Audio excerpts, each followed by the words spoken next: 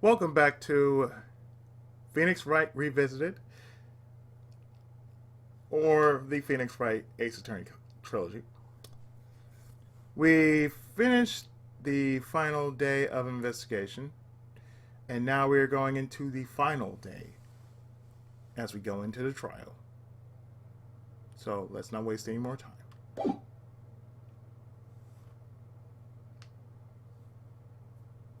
As I mentioned, we are actually going to finish the original Gyakuten Saiban, or Turnabout Court, because originally there was 4 cases on the GBA version of the game.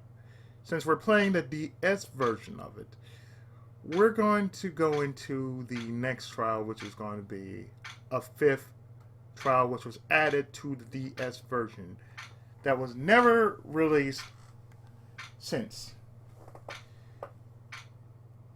December 28, 9:51 a.m. District Court, Defendant Lobby Number 2.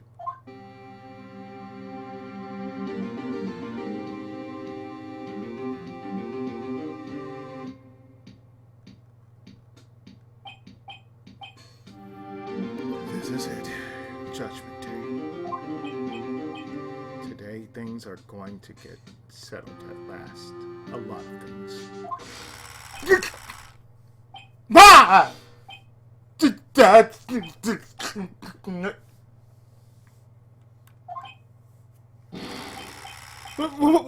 What's the big idea? Sorry, Nick. I only touched your shoulder. I guess the shock has worn off from my running with the stun gun yesterday. Anyhow, today's the last day of the trial. Good luck, Nick. Yeah, thanks, Maya.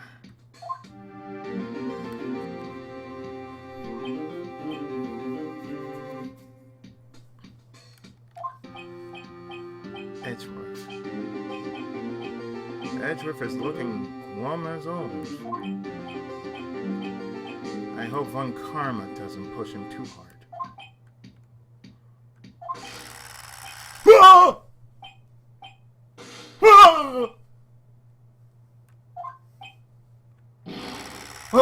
What are you doing?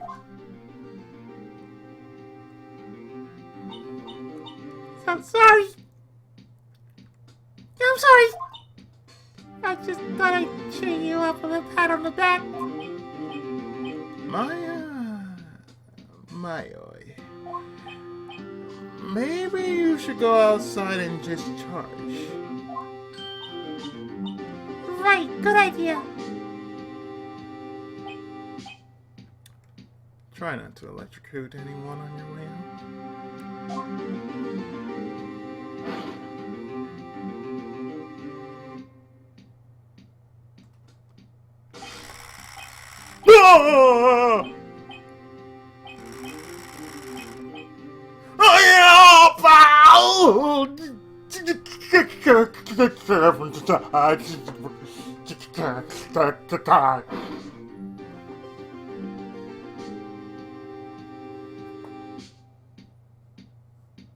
Hair's all frizzy and shit.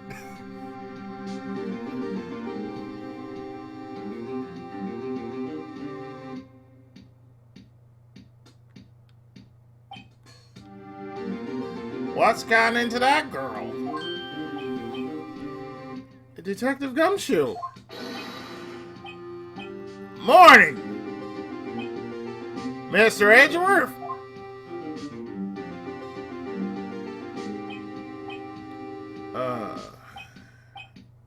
Good morning.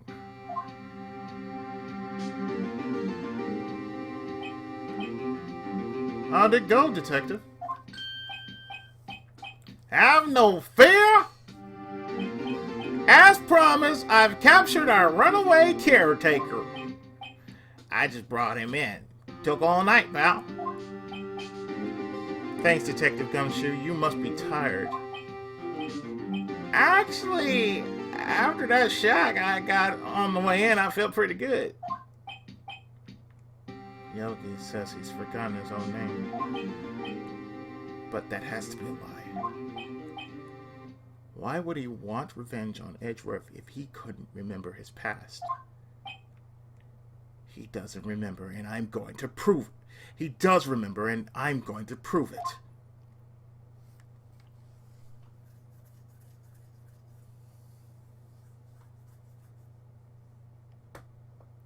Now the first thing that pops in my head is Be Kind Rewind with Maya. It's like, so, okay, go take us, go discharge. And what she does, she has to go take a leak. December 28th, 10 a.m., District Court, courtroom number 3.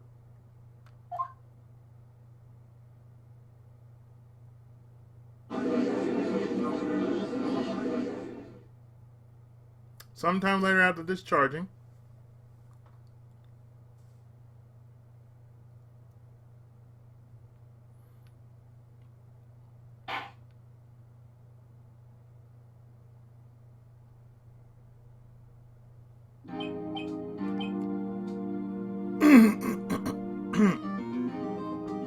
court is now in session for the trial of Miles Edgeworth. The defense is ready, Your Honor.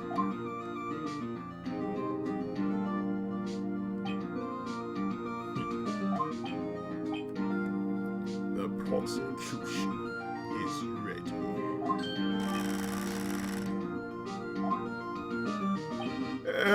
Right, very well.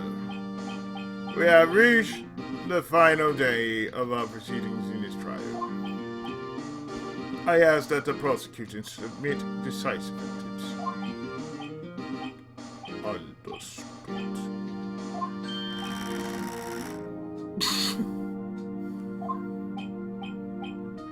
Come on.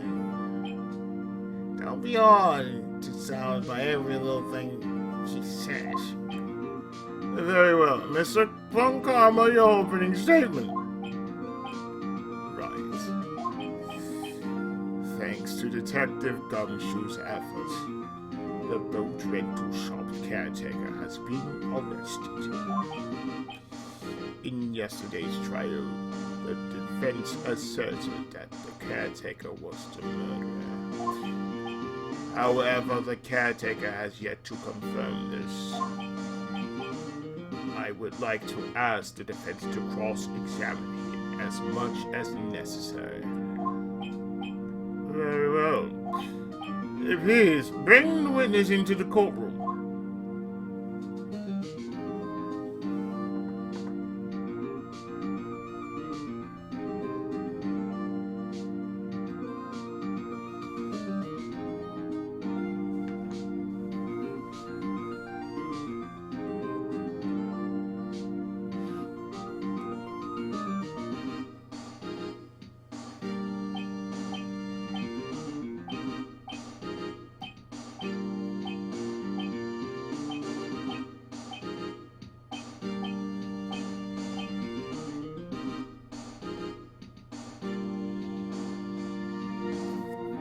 Ladies and gentlemen of the court, I believe you all remember our witness.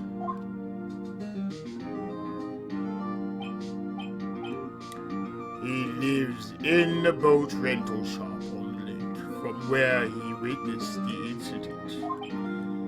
In addition, he has currently lost memory of his name and identity. Witness! Why did you run away yesterday?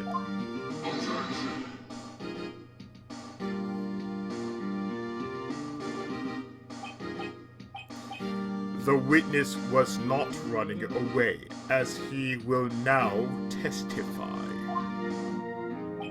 I see. Very well, please begin your testimony.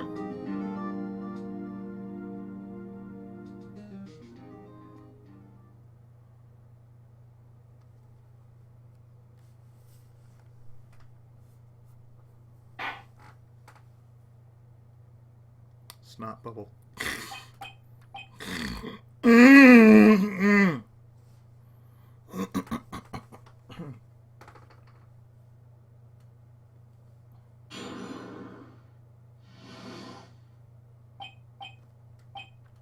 why I left court.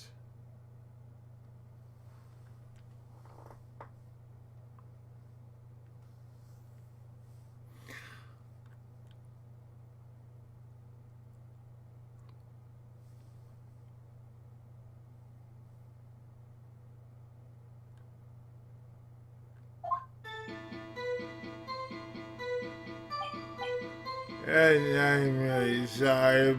I was just leaving yesterday like I did. But I was running away or nothing.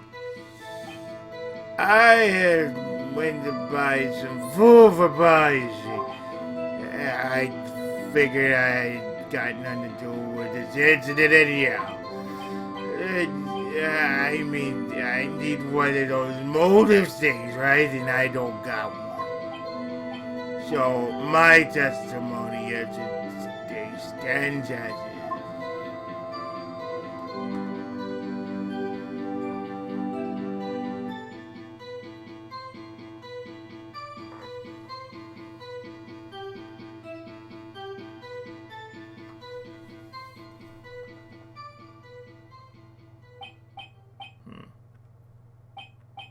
Very well. Let's begin the cross-examination, shall we? He has to know his name. Yanni Yogi. You're Yanni Yogi, and I'm going to prove it.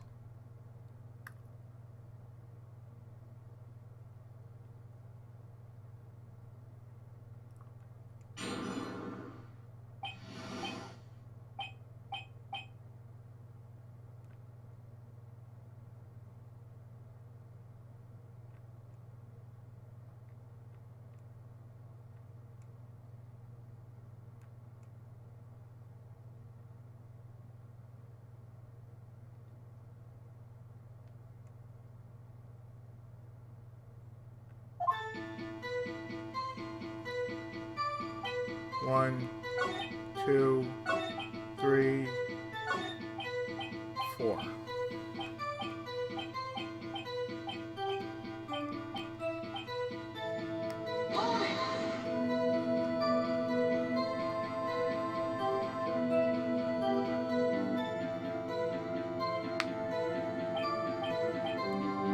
You've lost much of your memory.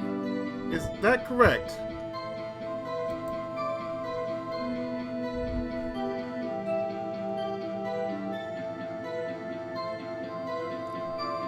One moment. You've lost much of your memory, is that correct?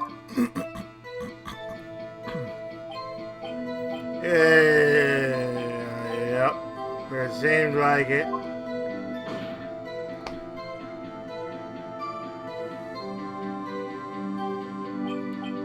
Then how could you know that you didn't have anything to do with this incident?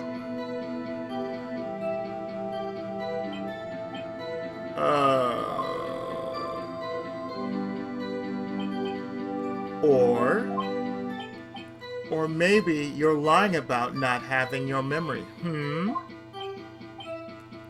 You know exactly who you are.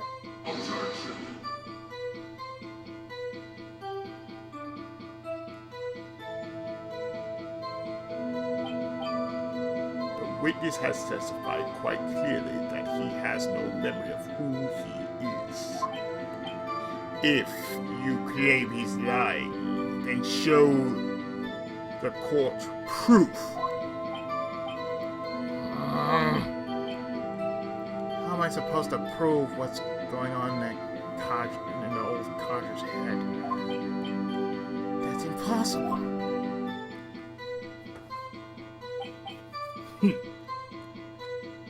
I'm glad you've come to your senses, Mr. Wright.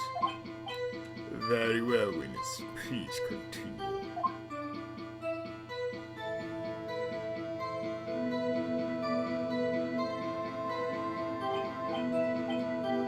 Yeah, I mean, more than that.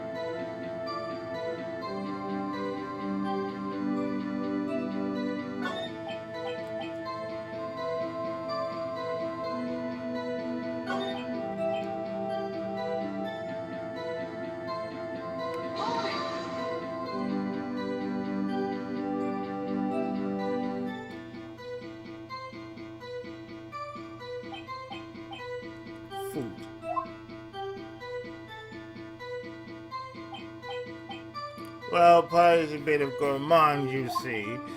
She only eats these high quality bird belly from France. They only have them in a big pet shop downtown. But you weren't arrested until this morning. Why don't you go back to the caretaker shack?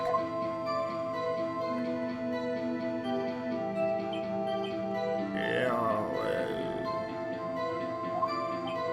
I kinda got urgency.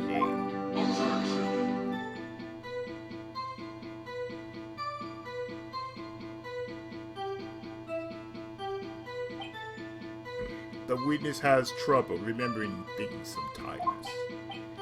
When the police apprehended him, he was on his way back to the shack. Yeah, right. Nice try, Von Karma. No one's going to believe that. I see. So he was lost. Please. Your Honor, come to your senses.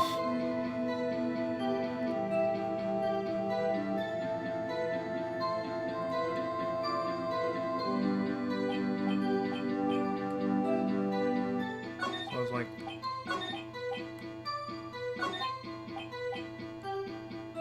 one, two, three, four, five.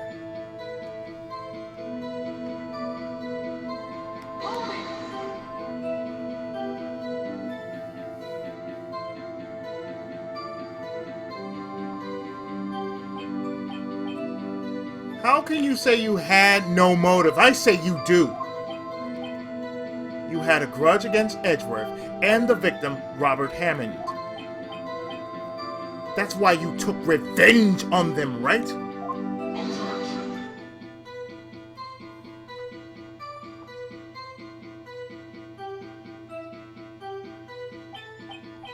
Please don't make me repeat myself, Mr. Wright. This witness has no memory of anything beyond several years ago. He can't hold a grudge, it's impossible. I have to prove he's lying about his memory. Otherwise, it's going to be the same thing over and over until the trial ends.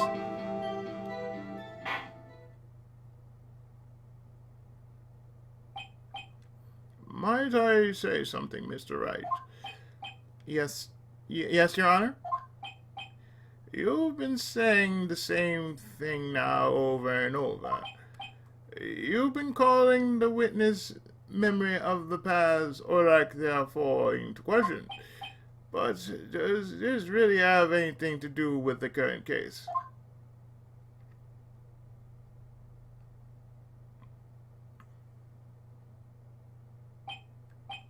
Of course, Your Honor. The witness has said he has nothing to do with this case and no motive.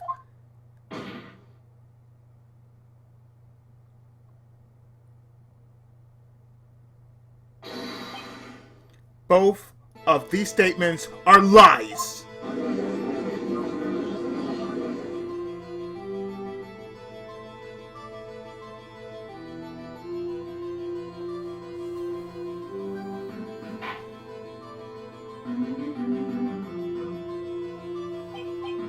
Order! Order! Mr. Wright, there's a serious problem with your claim. Or are you saying you know who this witness is? Of course, Your Honor.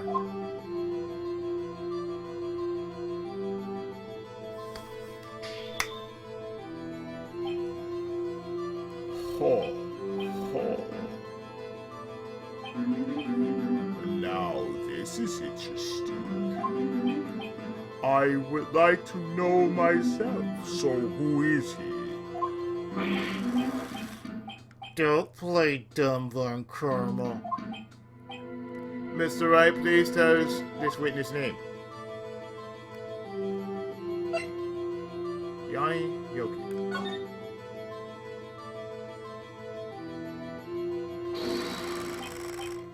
His name is Yanni Yogi, a former court bailiff.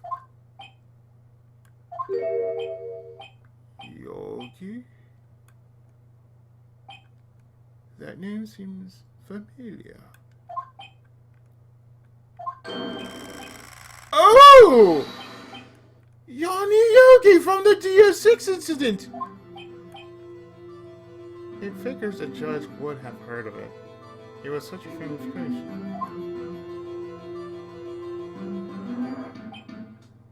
But what does this mean?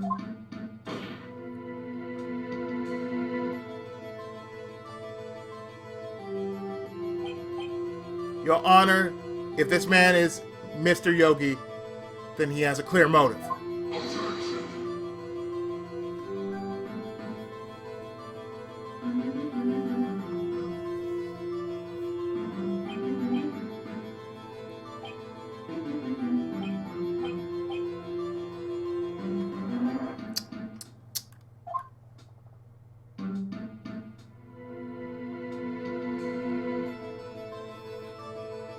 Oh ho ho.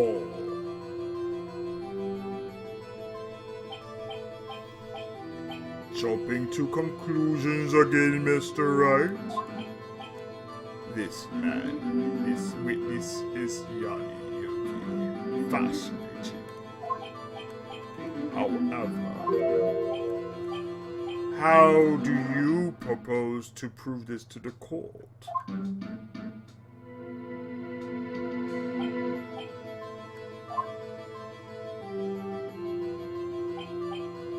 This is a court of law, as you may recall. You need proof. And allow me to repeat once more that the witness has lost his memory.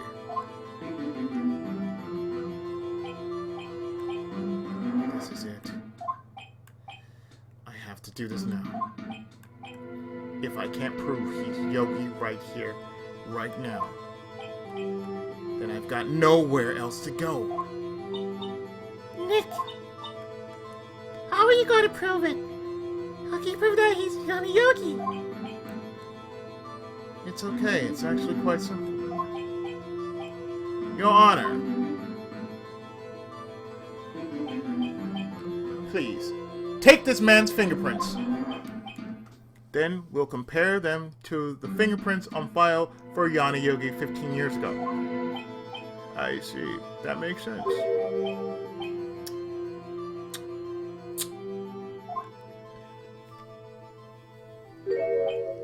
Huh? I'm so very, very sorry, Mr. Wright.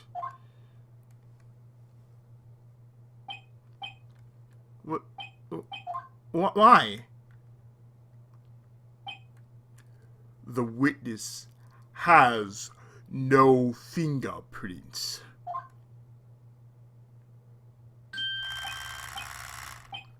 What? What? No fingerprints?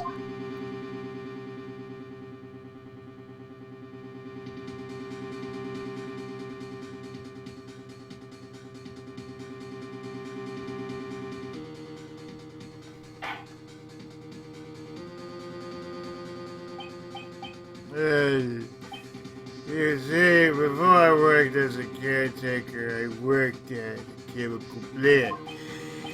I burned my finger working with the stuff. Yep.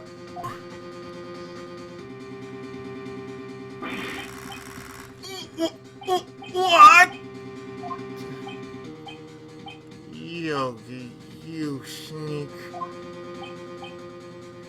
You burned your fingerprints off to hide your past. Well, if the witness has no fingerprints, I guess we will not be able to prove his identity. Oh.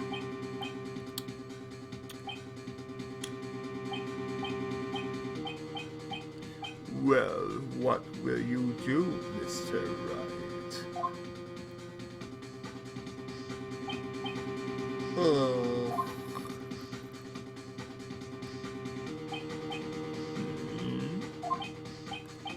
It seems that the case has been decided. No! I know what happened. I know everything. I just can't prove it. What? No. I can't let it end like this. I can't lose. There has to be another way.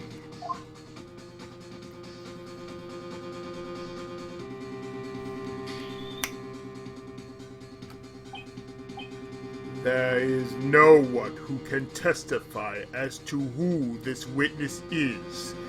No one. Nick! What are we going to do? I didn't even consider that he might have erased his fingerprints. What do I do?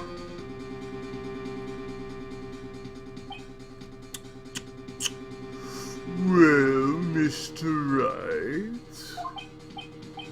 perhaps you'd like to cross-examine his parrot for a little comic relief? Yeah, very funny. You're a sore winner, Von Karma. Wait a second. Cross-examine his parrot. What is it, Nick? No, you're not going to... Your Honor?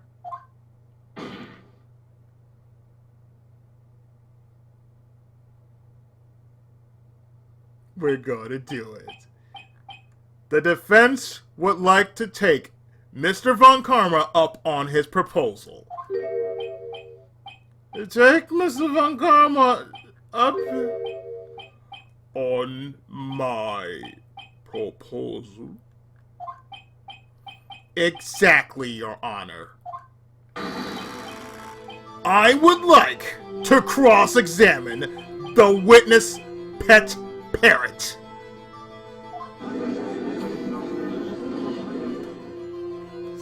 Said no, Venus, no. Yes, we're gonna do stupid. We're gonna turn this court up on its ass.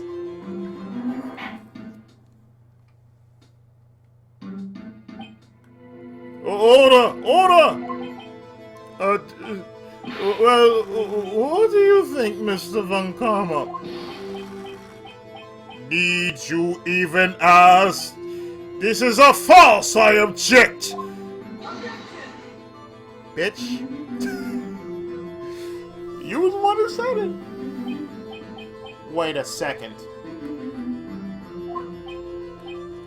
You were the one who suggested I cross-examine the parrot Von Karma.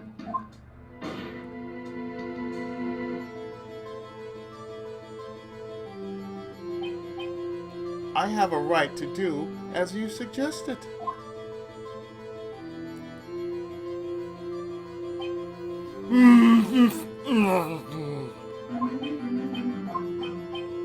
Well, if you're so desperate, then please be my guest.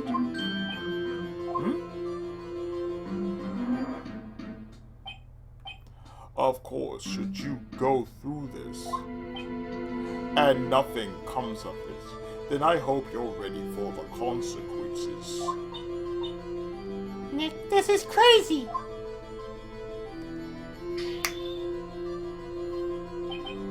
Well, still want to go through with your little game? Yes, I'm doing it.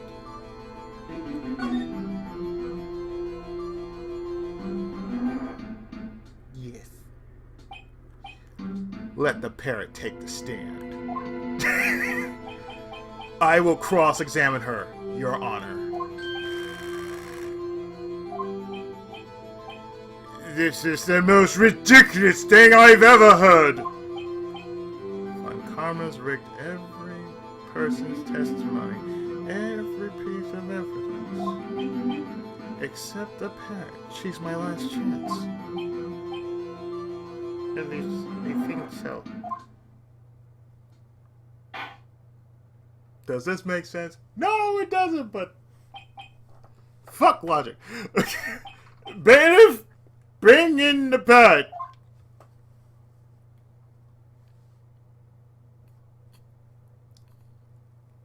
When you go as far as cross-examining a parrot, that's just basically said, yeah, I'm crazy, but I'm getting it done. Your word against mine. You the one who suggested it. Okay. Okay.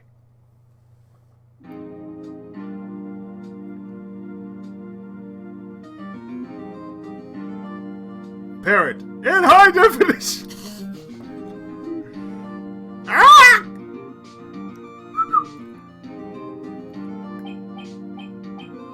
That's quite bad. Please tell us your name.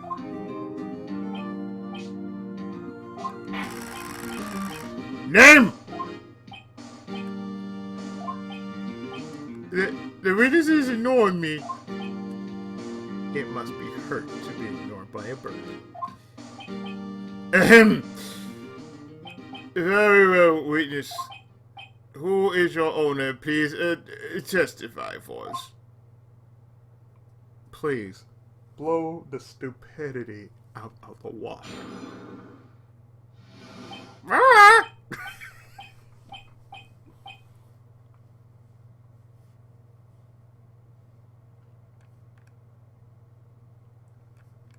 Who is your owner and what does he do?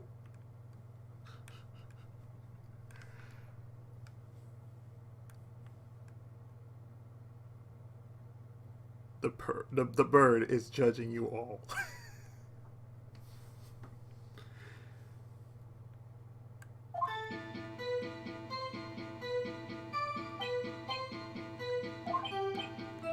Ow! Ow! Ah!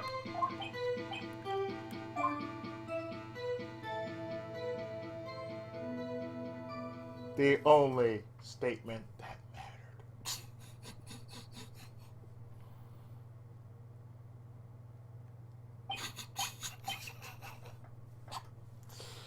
Yes, sir. Okay.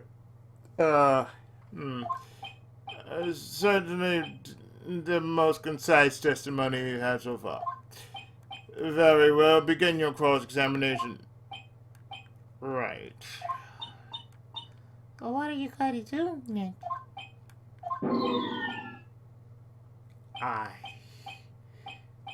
I don't know. What do we do, Maya? It's like, the fuck? She has that the fuck look on his face, like, she's like, the fuck, Nick? The bird, folks. We give him the bird.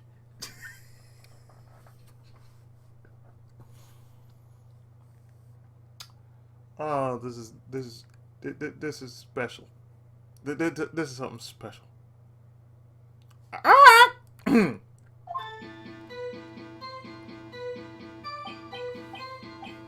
Ow! Ow! Ah!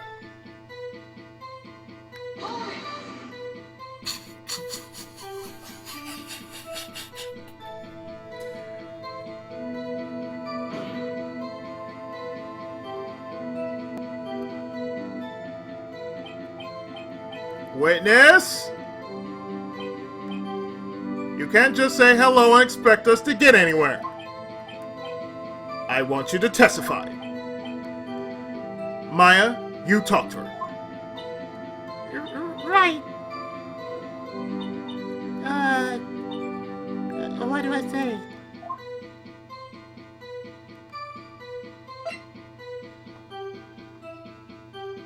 What's your name?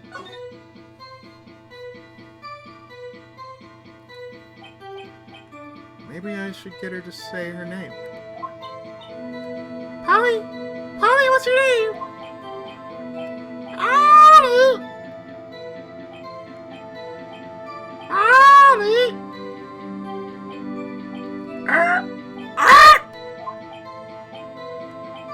Mr. Wright, I think we've established that this bird is named Polly. Does this have anything to do with her owner's identity? Of course.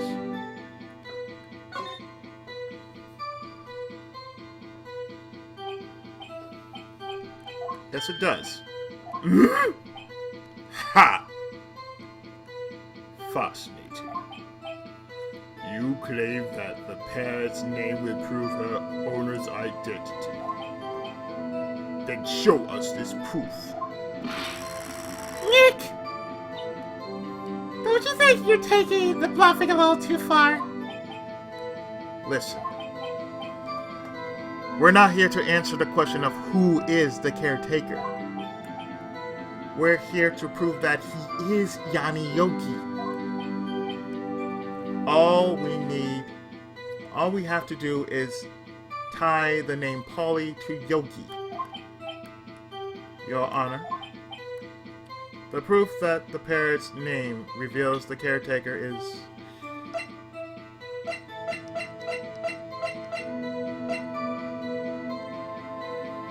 If you check the case file, it says right here, plain as day,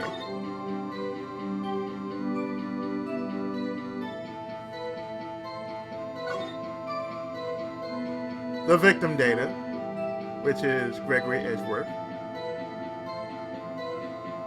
age 35, defense attorney, trapped in elevator, returning from a lost trial with son, Miles Edgeworth, age 9. One bullet found in heart, the murder weapon was fired twice. And Yanni Yogi, age 37, court bailiff, trapped in elevator with the Edgeworths. Memory loss due to oxygen deprivation. After his arrest, fiancée Polly Jenkins committed suicide.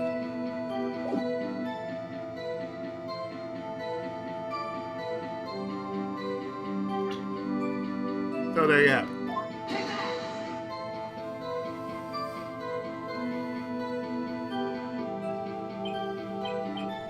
The DL6 case file.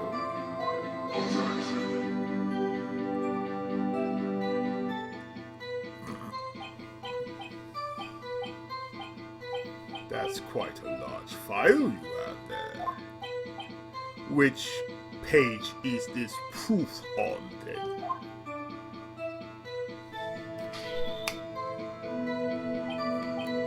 Show us or stop wasting our time. Very well, Mr. Wright. Please show us the page. Where in this file is the information connected to this parrot's name?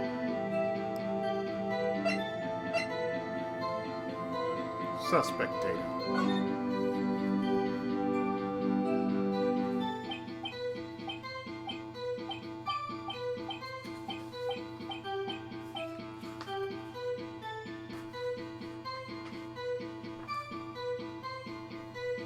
It's on the suspect page.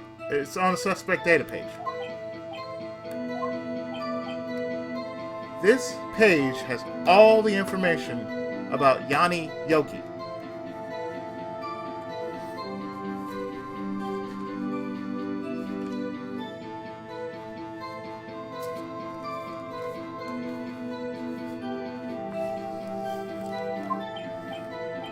Right after he was arrested, his fiancée committed suicide, see? Indeed, it does say that, yes. What was his fiancée's name? Polly. Jenkins. Polly! Exactly, Your Honor. He wanted to remember the name of his fiancée who had committed suicide.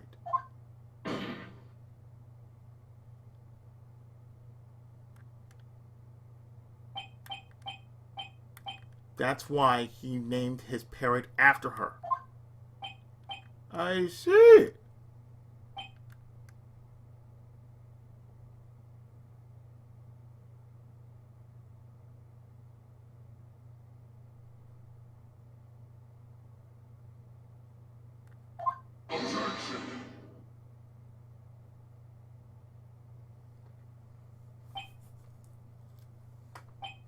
Bah, a mere coincidence, that's all. My granddaughter has a dog she calls Phoenix.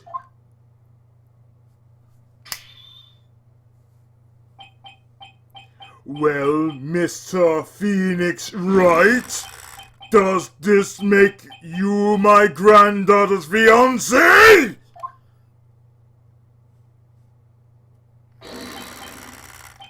She's only 7 years old. Indeed. Alone, it is a little weak for evidence in the murder trial. We would need some other corroborating evidence. Where am I going to find that? Nick! We're getting closer. One more. If we could just get one more piece of evidence. Right, but what? Very well, you may continue. Oh, god damn it, will you stop? One moment.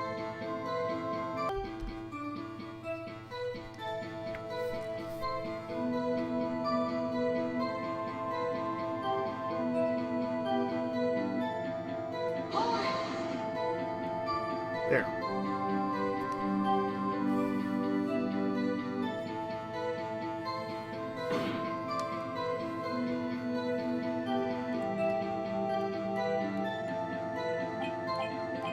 Witness, you can't just say anything. I want you to testify. Why are you talking?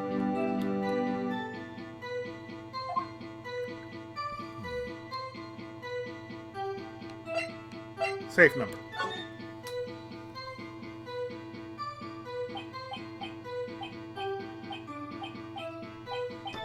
Maybe I'll get her to say this number of that safe. Huh? The safe why? Let's just try to get her to say anything, okay?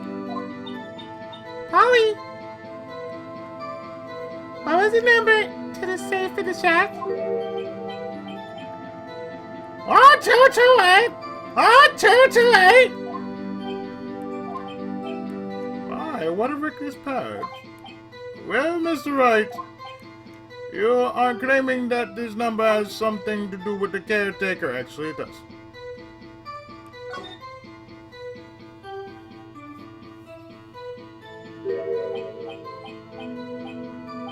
Actually, it does. That's why I had her say it. Ha. Ha. Ridiculous. How can the number to a safe tell us who the caretaker is?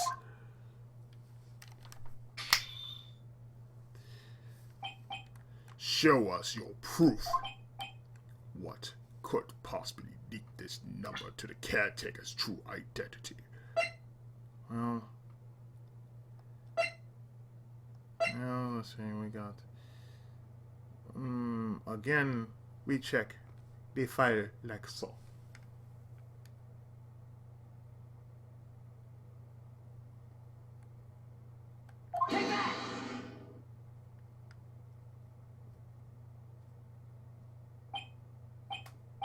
The DL6 case file.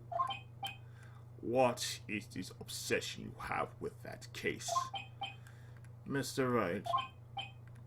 Well, in the file is something like that relating to that safe number. The summary. Check it.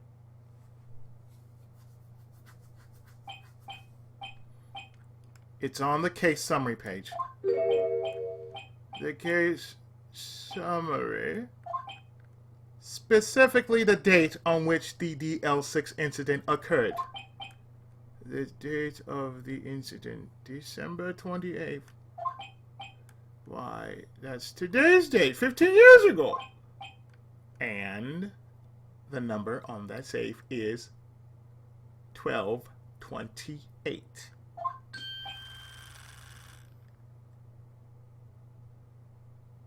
Ah! He used the date of the DL6 incident as the number for his safe, Your Honor.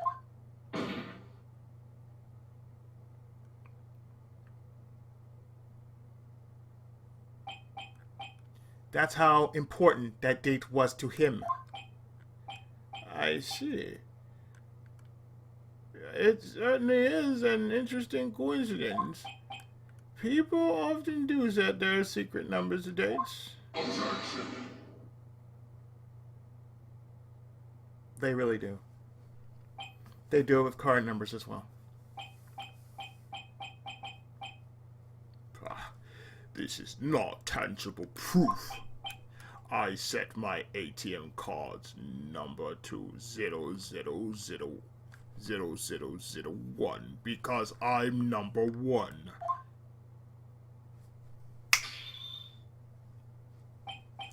This has nothing to do with a date. Nothing.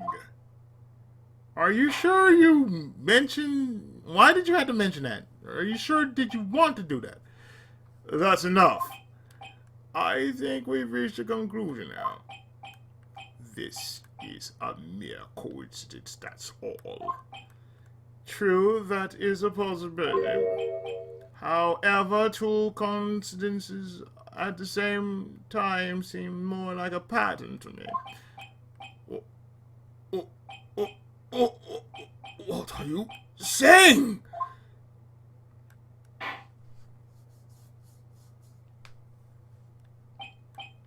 Summon the caretaker of the boat shop.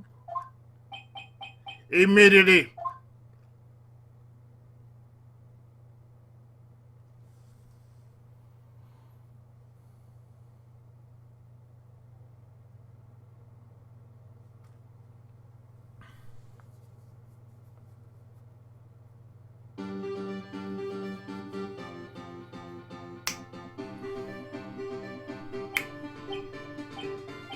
Witness, tell us your name.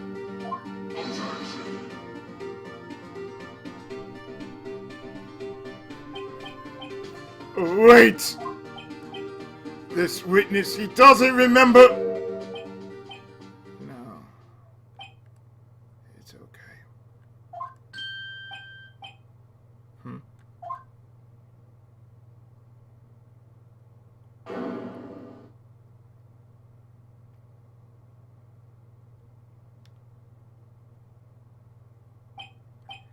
I've accomplished what I wanted to do. I'm done. Nick! He looks totally different! This is the real Yogi, I think. Finally.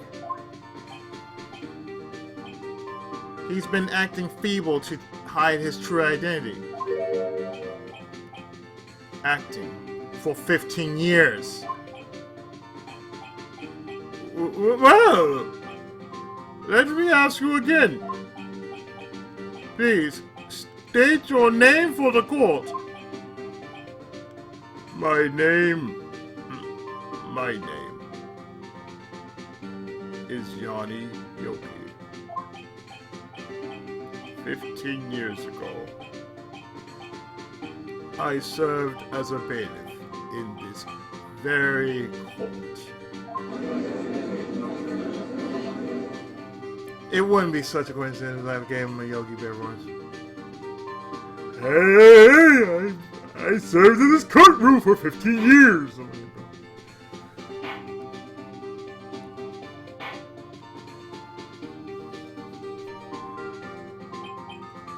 Order! Order! Yanni Yogi. So it was you who killed Robert Hammond and tried to frame Miles Edgeworth for his death? Yes. It was me. I did it. They put me on the witness stand 15 years ago. Robert Hammond said I was mentally unsound. He told me it would make me innocent, get me off the hook. So, I pretended to have brain damage. I was innocent, really, but he didn't believe me. We won the trial, but I lost everything. I lost my job, my fiance, my social standing. Then this year, 15 years later, a package arrived. It was a letter and a pistol. The plan was written out in careful detail. It was a plan for me to take my revenge on the people who ruined my life. I didn't care who had sent it. I thought this was my chance after 15 years. This was it! Finally, a chance to have my revenge on Robert Hammond and Miles Edgeworth. I have no regrets. Wait a moment. Revenge against Miles Edgeworth? What do you mean? I'm not at liberty to speak on that matter. Why don't you ask Mr. Edgeworth yourself? Anyway, I admit it. I was the one who killed Robert Hammond.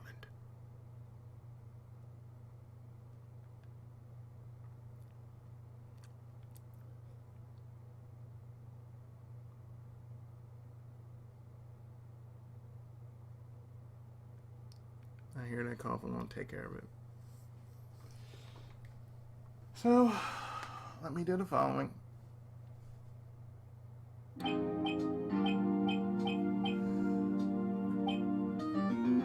One moment.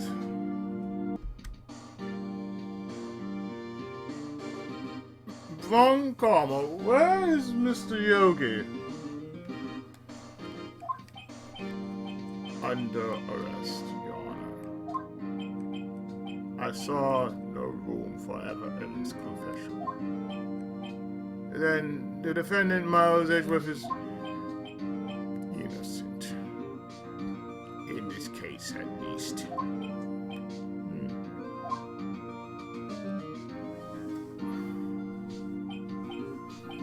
Very well. Will the defendant please take the stand?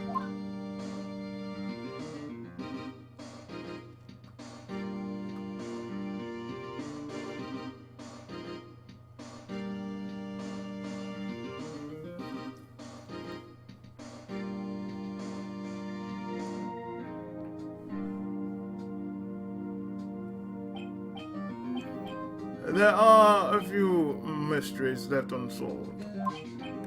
Still, you are cleared of suspicion for this particular case.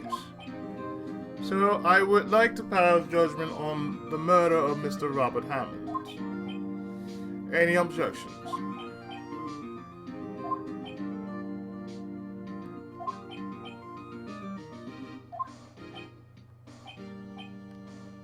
don't believe it.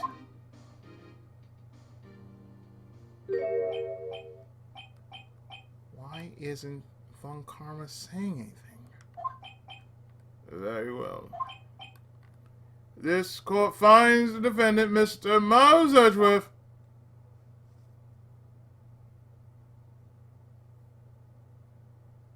not guilty.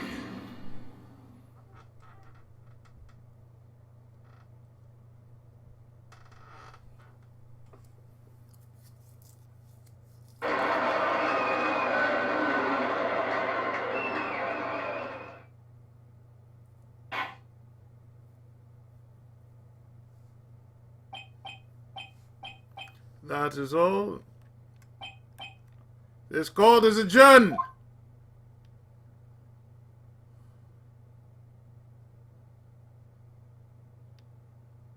Until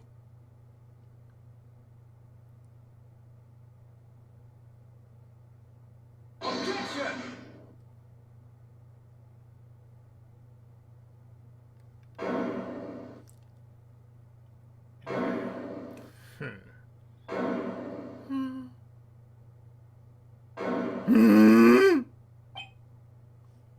Phoenix face like, the fuck, dude. Did someone just say objection? It wasn't von Karma. Wait, but that means... No.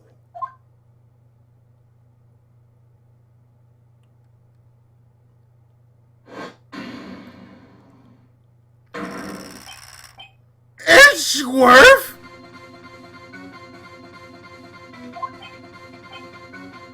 Your Honor, I object to your judgment. What do you mean? I'm not innocent at all. As we have heard, Yanni Yogi killed Robert Hammond in revenge. But revenge for what? Nick! Edgeworth is trying to confess. He's going to say he's guilty. He's going to tell them he was the murderer in the TL6 incident. He's going to tell them he killed his own dad. What do I do?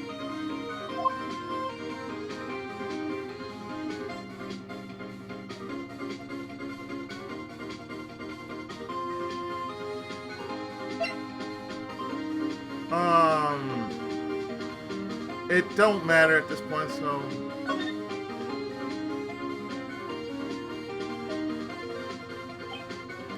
No, I'm sure Edgeworth thought about this one long and hard. This isn't my place to interfere. Nick, are you sure? There's nothing we can do about it. This is his problem now. In the original, I did raise, but in this case, it's like, it doesn't really matter. So it's like, you're just saying, no, and this, here you're just saying, no. No. This is all him. So I object to, no, this is all him. For 15 years, I have had a recurring dream.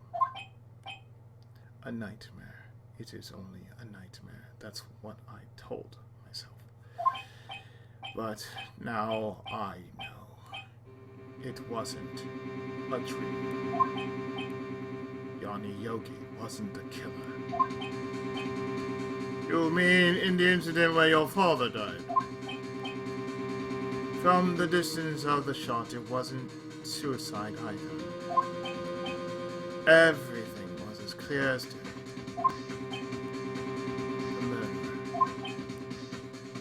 Criminal in the DL6 incident. It was me.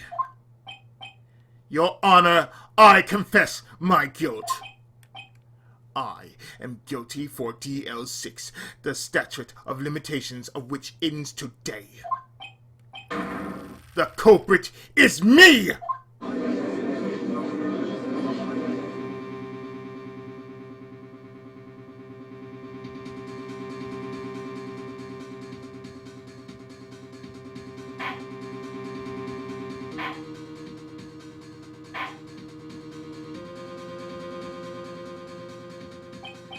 Order! Order! This is certainly unexpected. The defendant declared innocent is confessing to a different crime. A crime for which the statute of limitations runs out today. I'm not really sure how I should deal with it. It's obvious. We hold a trial right here, right now.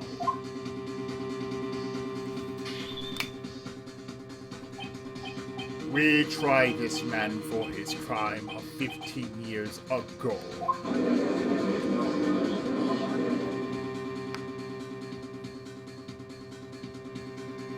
Well, this is going into overtime.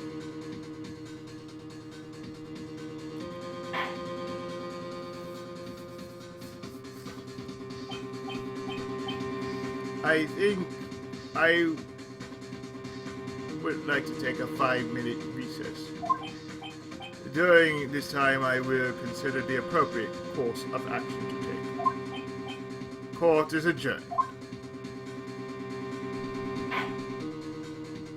Oh no, we're gonna see this. We're gonna see all of this to the end.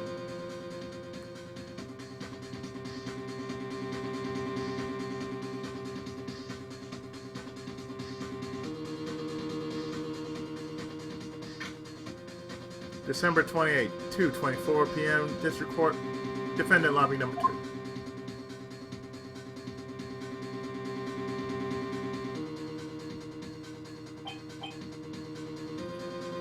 I'm sorry, Wright.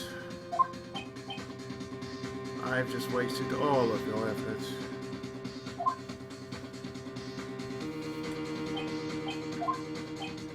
Mr. Edgeworth, I just don't believe it, sir. I mean, you killed your dad? I did not want to believe it myself, Detective. But it is the truth. I deserve to be punished. Murder is murder, no matter what the consequences.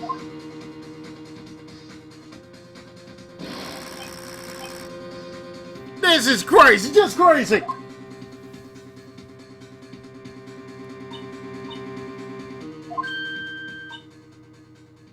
Nick, what are you doing? Huh? Oh. I was just reading through the court record once more. I'm getting my case ready. Your case for what? Huh? Isn't it obvious? I'm going to prove that Miles Edgeworth is innocent.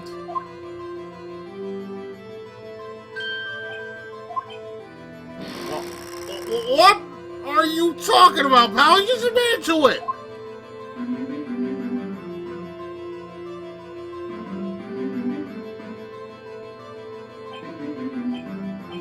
He confessed that he did it in court.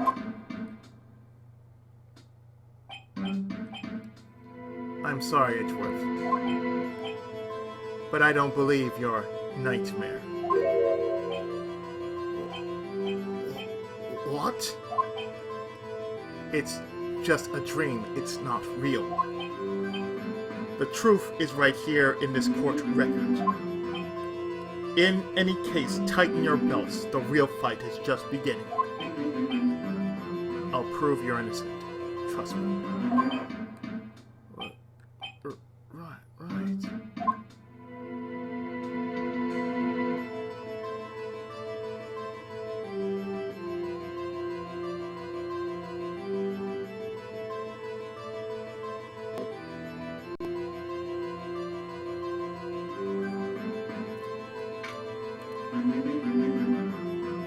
December 28th, 2:30 p.m., District Court, Courtroom Number 3.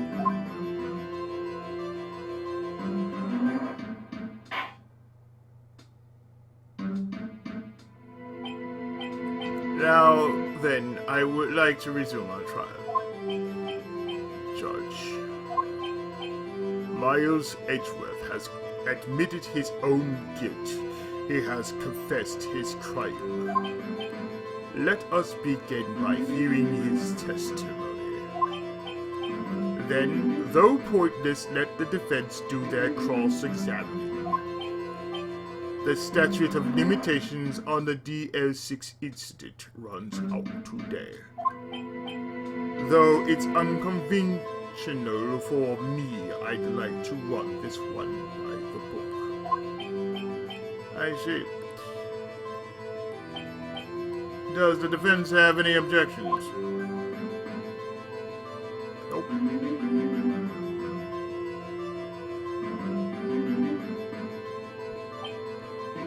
No, Your Honor. From Karma, you knew this was going to happen from the very beginning, didn't you?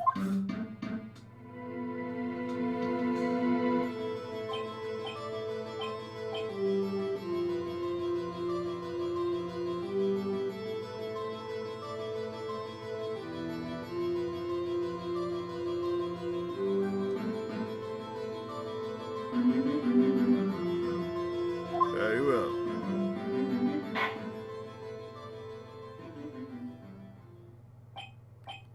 Will Miles Edgeworth take the stand?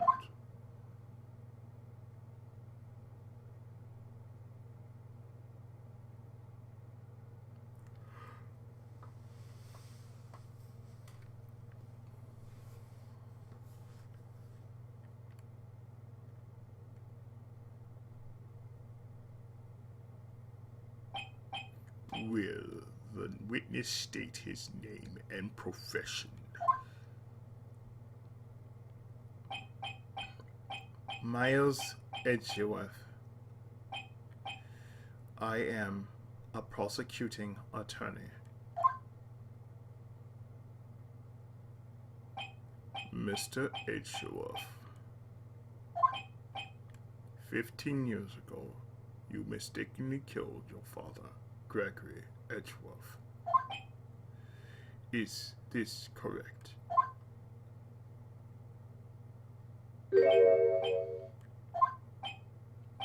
It is correct.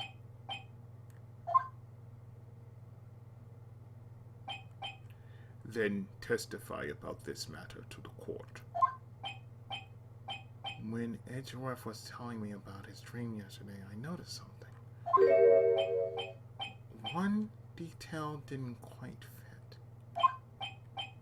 That will be the key, but only if I can get it to work. Please. Please.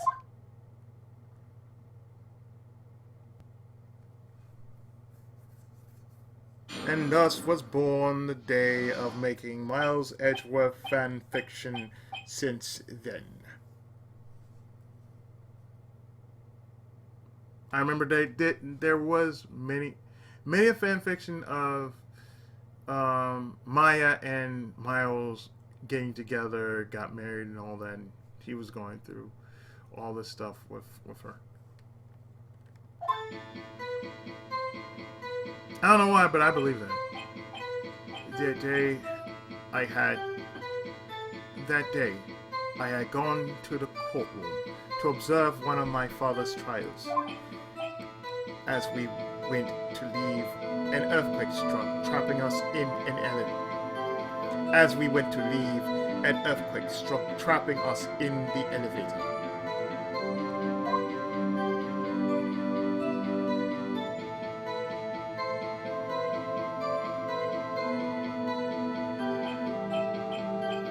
My father and Mr.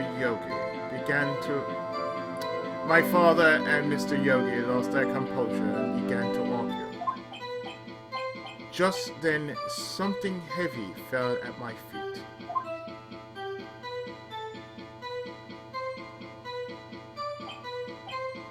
I picked it up and threw it at Mr. Yogi. I wanted them to stop fighting.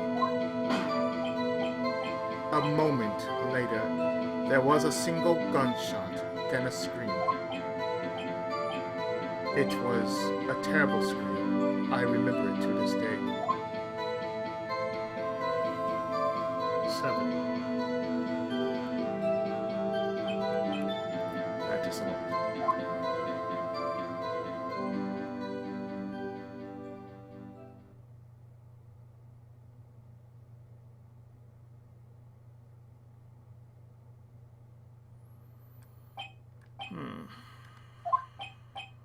And until now, you thought this memory was a dream.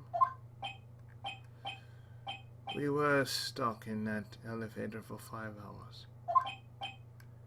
The oxygen in the elevator ran out and I lost my memory of the events. The same claim Mr. Yogi has made. Very well. Mr. Wright, your cross-examination, please. Yes, Your Honor.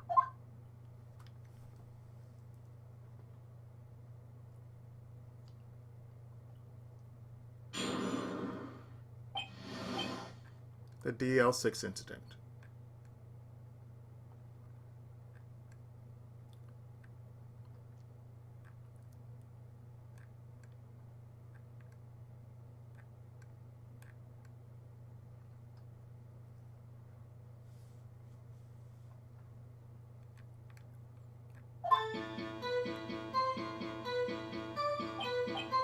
One, 2, 3, 4, 5,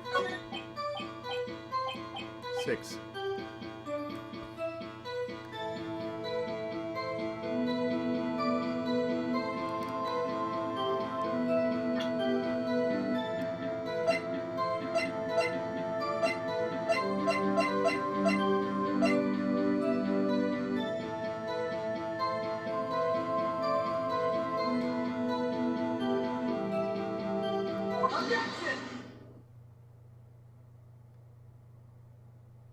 I'm sorry, Meiji. I am so sorry, Eiji, but we can't do that. So there was only one gunshot? Yes, I am sure of that. I heard the shot and the scream. Then everything faded. I was unconscious until the rescuers came.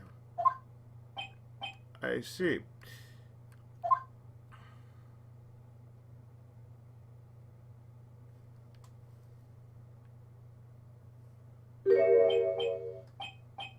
No, Your Honor. Unfortunately, you don't.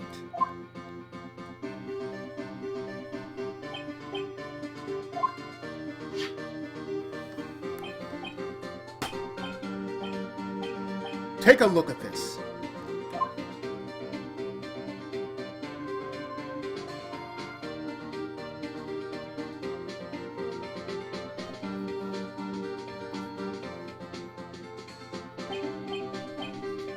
This is a photograph of the scene of the crime 15 years ago. And in it lies a clear contradiction to Mr. Edgeworth's testimony. Well, I can see the victim, Gregory Edgeworth, lying there. But what do you mean a contradiction? Just as I thought, the judge is clueless as always.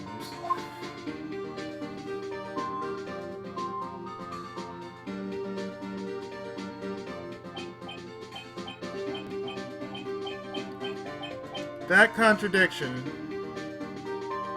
we can see clear as day.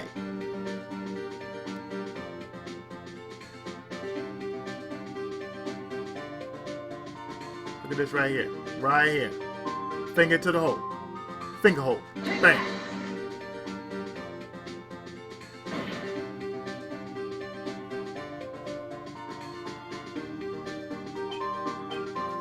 As should be obvious, the contradiction is here. I see. A bullet hole in the door.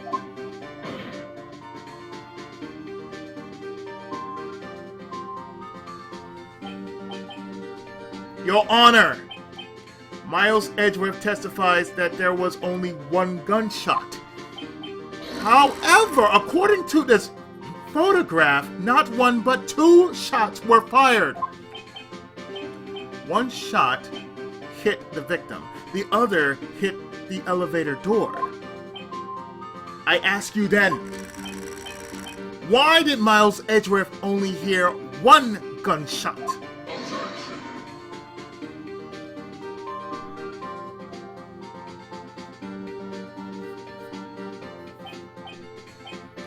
This photograph does seem to confirm the second shot.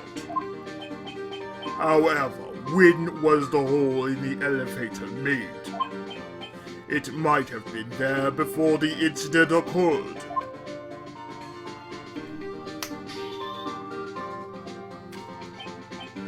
If it was there before, it has nothing to do with this incident.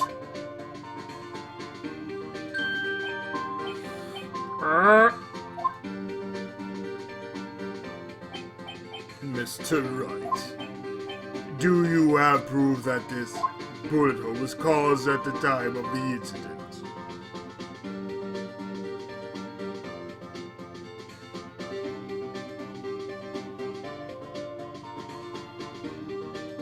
I guess. It doesn't matter what I say. So.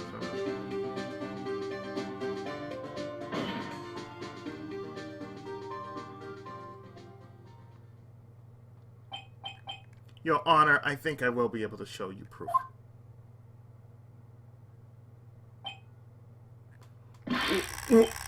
What? Impossible! Now, Mr. Von Conner, save your surprise for after you've seen the evidence. Very well. Mr. Wright, show us your proof. What do you have that proves the bullet hole in the door was related to the incident?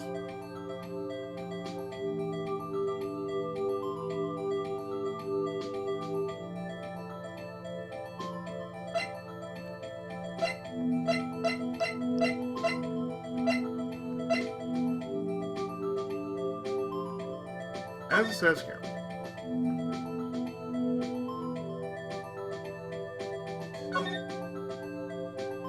One bullet was found in heart. The murder weapon was fired twice. There you go.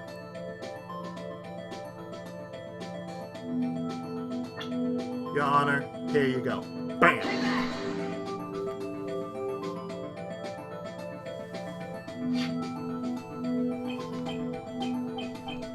Your Honor, the answer is in this final.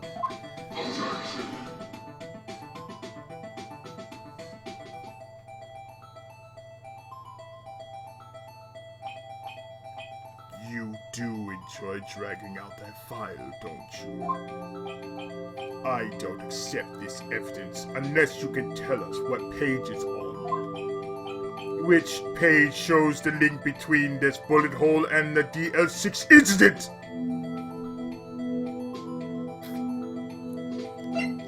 Victim.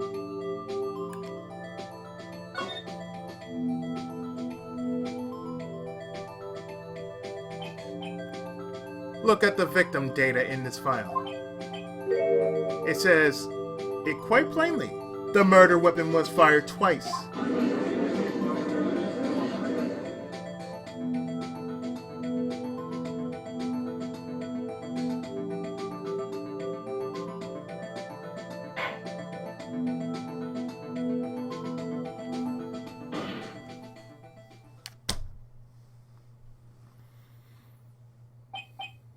Miles Edgeworth only heard one gunshot. Yet, the murder weapon was fired twice.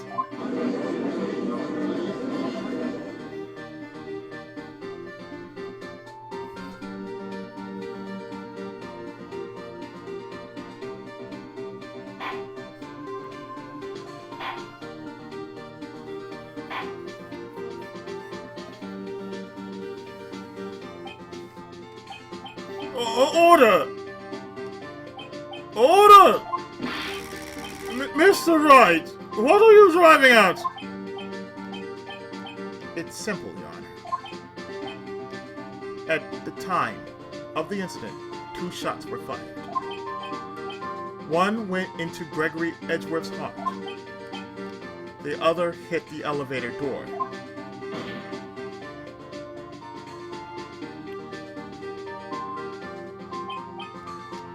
Remember that the defendant lost consciousness after the shot he fired rang out.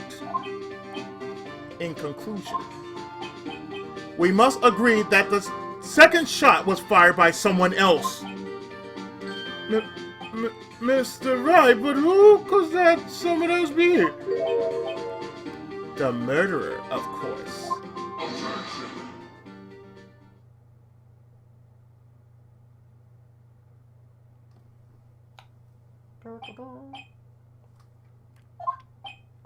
I knew I should have stepped into.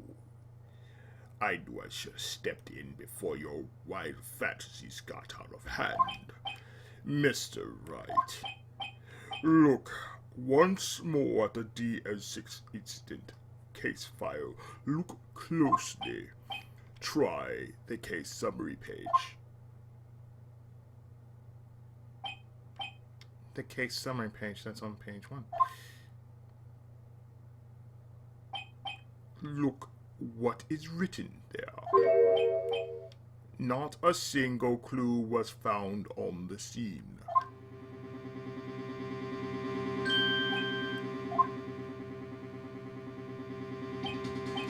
If the pistol had indeed been fired 2 times, then the other bullet would have been discovered on the scene. He does have a point. That second bullet has never been found.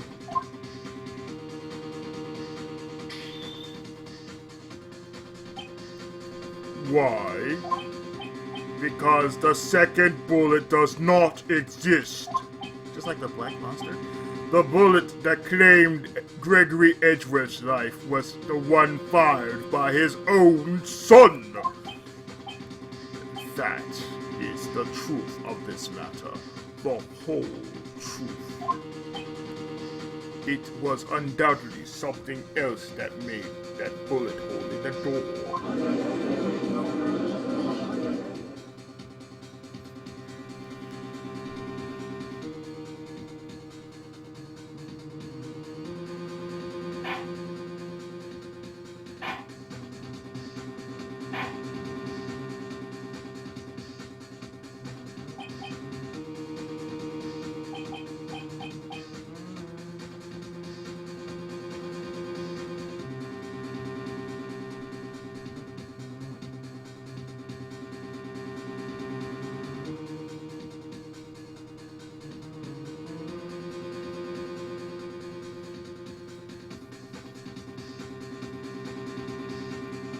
Order! I will have order!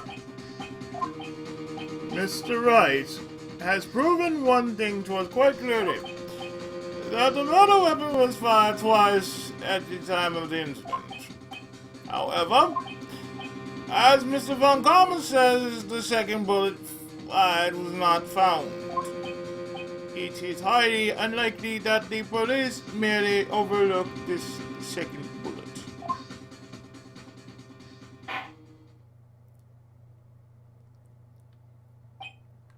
So, all we have is the single bullet fired.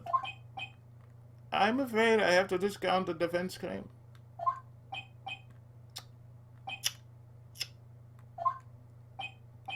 I praise the judge for his wisdom in this manner.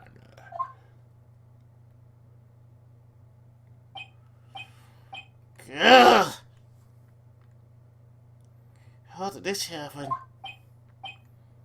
I don't believe that the second bullet didn't exist. Was I wrong? Have I been wrong about this whole incident? What are you doing, Nick? Why aren't you raising an objection?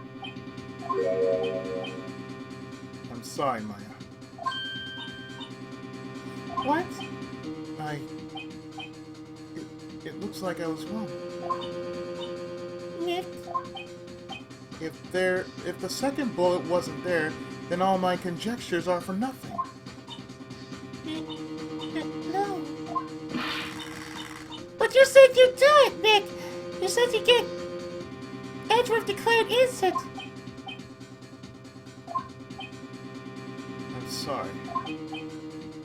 It's just, when I saw the photograph, I thought that 2 shots had been fired. I was so certain of it. I thought I won. I thought there was another person, someone else who fired the killing shot. But now, I was wrong to think it could be that simple. This case has stood unsolved for 15 years. Nick.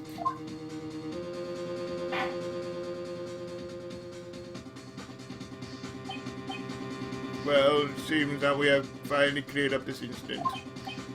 Only one bullet was found at the scene of the crime. That shot was fired by Miles Edgeworth. Precisely. I would like to ask one thing of Miles Edgeworth before passing my verdict. Have you been paying attention to the trial so far? Yes, Your Honor. Do you have any objections? No. No, I do not. So you killed your father, though that was not your intention. Yes, I did. Oh no. He's accepted the guilt.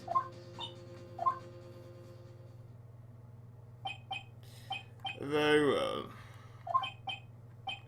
The statute of limitations on the murder of Gregory Edgeworth runs out today. Therefore, I must pronounce a verdict on the defendant today, right here.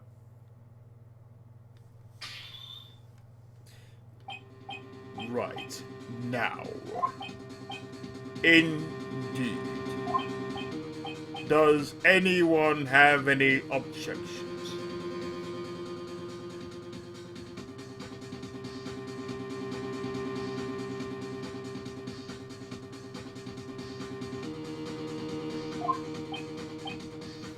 I've been here before. It's just like my first day in court. There are so many things I know I should say. But my mind's gone blank. I can't find the words. Mr. Wright? I say... Yigiari!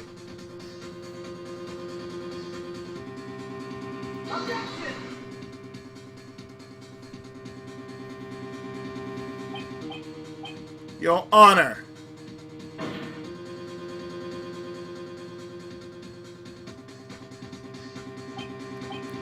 I object!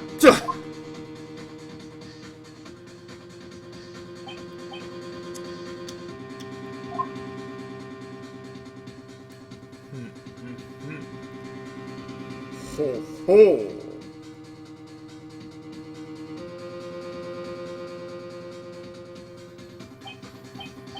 Mr. Wright, on what grounds do you object?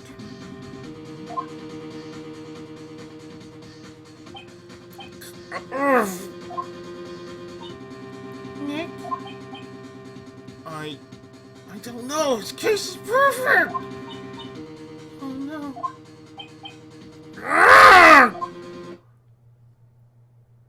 It must exist. The second bullet.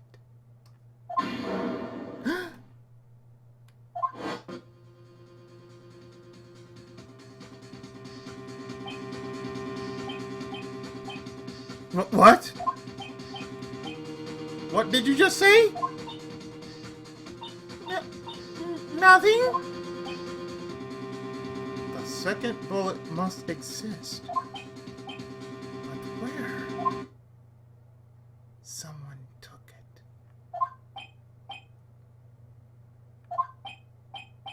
It seems waiting is not going to produce us any answers from Mr. Wright.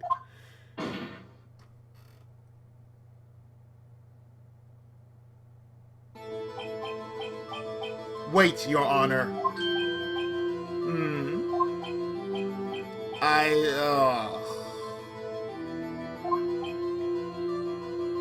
The second bullet. It exists. What? But we've just heard proof that it did not exist! It's the Black Monster, man. It exists. It does not exist. It cannot exist. But this second bullet, it does exist. I realize that, Your Honor. I'm really grasping here.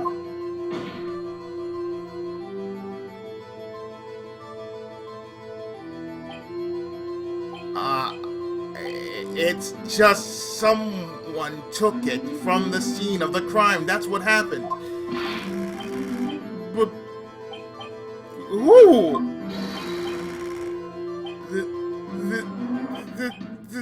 The murderer.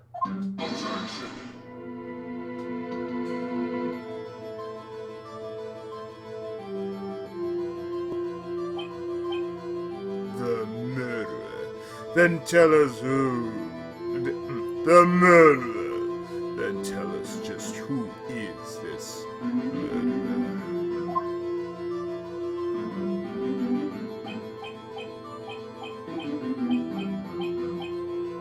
I'm still thinking about that one.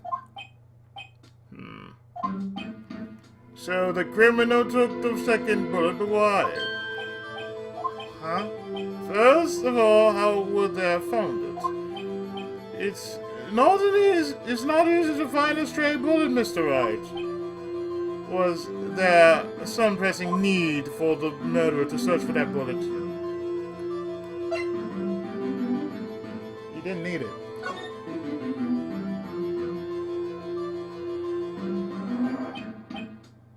Why would the murderer have spent the time to look for that stray bullet? I haven't got a clue. What's wrong, Mr. Wright? Um, Bah. The murderer had no reason to take that bullet. You don't want to admit it, but it's true.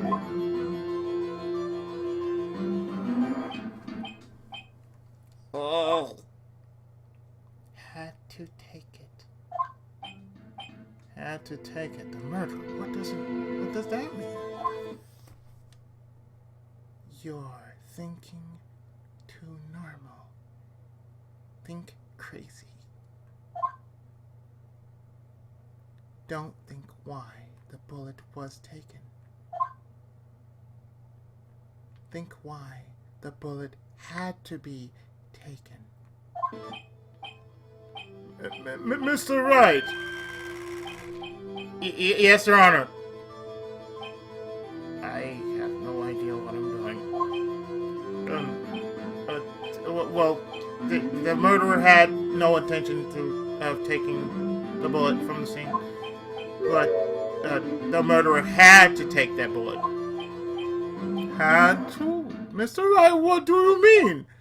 Well, for instance, take for instance what?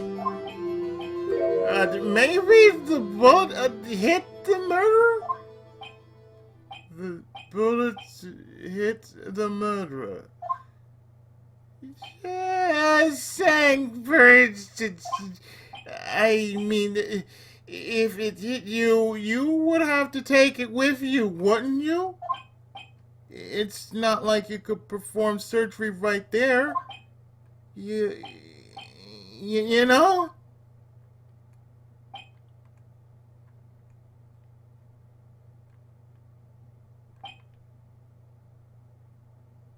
The judge and Varn Karma are not amused.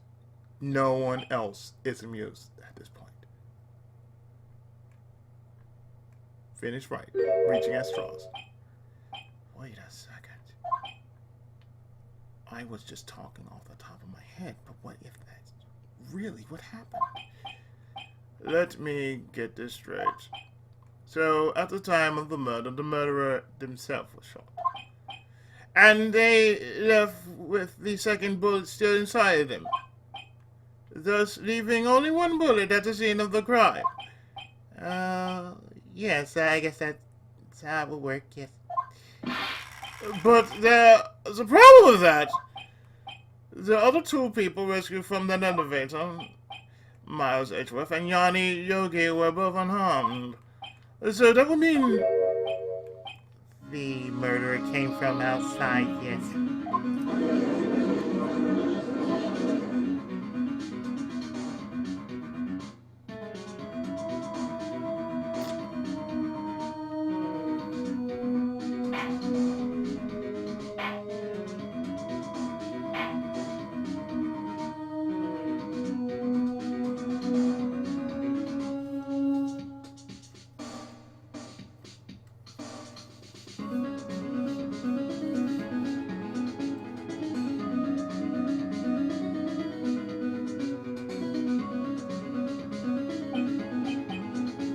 the two men fight inside the elevator.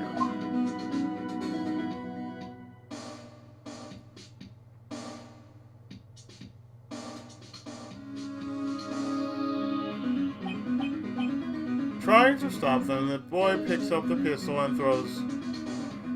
Trying to stop them, the boy picks up the pistol at his feet and throws it. The pistol discharges and the bullets.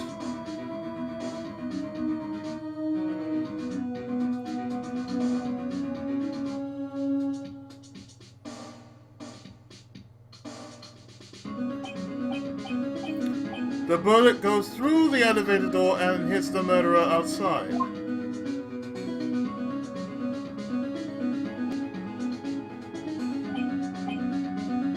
The boy loses consciousness.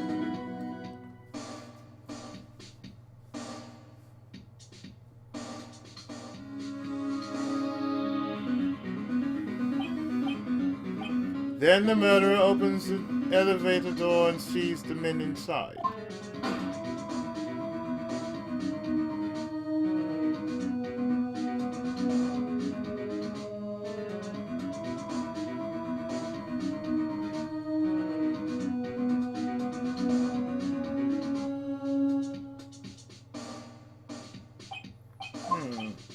Mr. Wright, you are truly the most unpredictable defense attorney I've ever known. I can tell you're grasping, yet I cannot deny the possibility of what you say.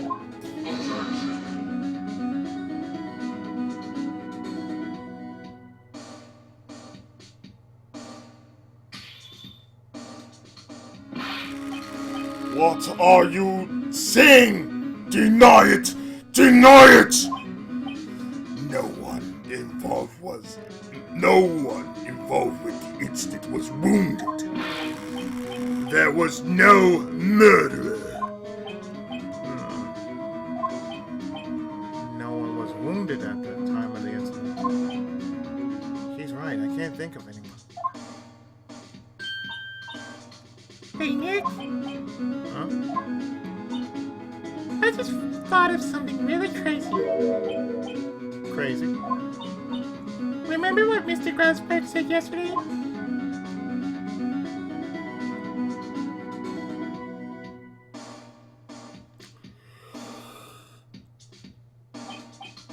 Gregory Edgeworth. If Gregory Edgeworth dealt a blow to his perfect driving record.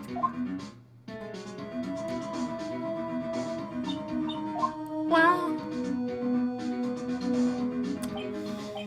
It must have been quite a shock for Von Karma. He took a vacation for several months after that, you see. Yes, an unusual event for the man. That was the first and the last vacation he'd ever done. That was the first and the last vacation he's taken in his many years of prosecuting.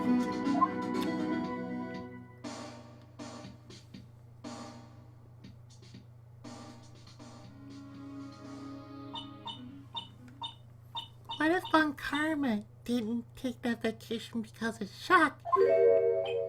But took it because he was injured. Which would mean It could only mean one thing. he was the murderer in the DL6 incident. He was the man who shot Gregory Edgeworth. It was Von Karma! Oh, man! Something wrong, Mr. Wright. You seem dazed. No, you aren't. Well, you have indicated the possibility that the murderer came from outside. Can you give us the name of your suspect?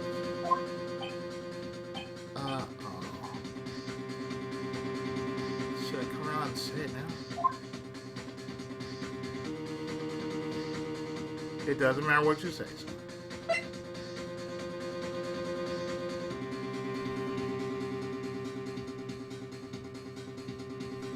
No.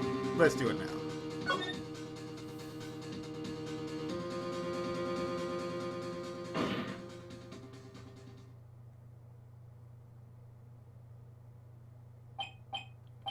Your Honor, there is a suspect. One lone suspect. Well, this is certainly interesting news. Very well, Mr. Wright. Who is your suspect?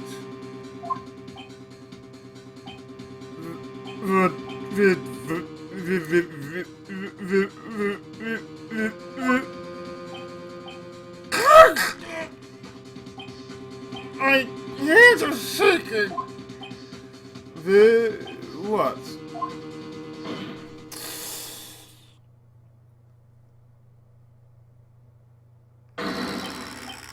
Von Karma!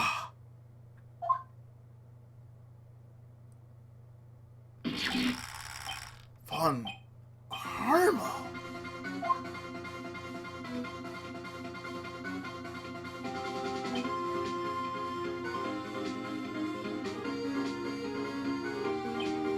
The look of evil, folks.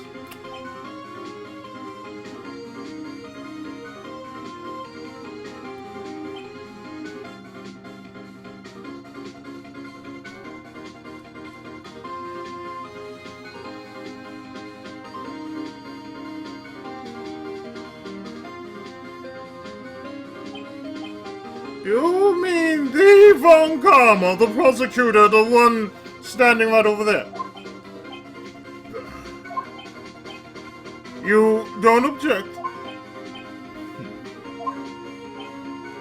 I see no need. Why honor this ridiculous outburst with my objection?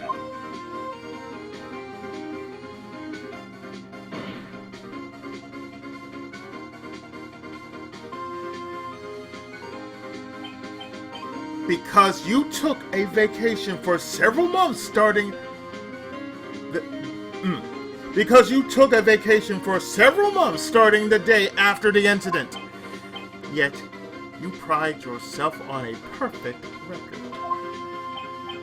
Why would you take such a long vacation without any reason?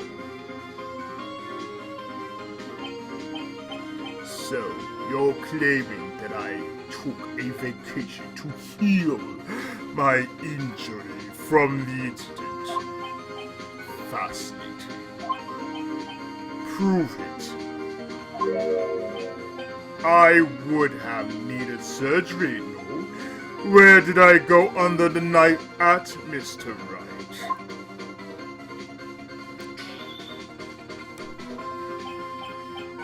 Bring the doctor that operated on me. Have him testify.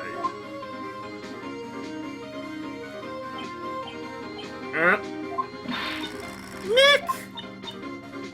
Let's find out who his doctor is. It is anonymous.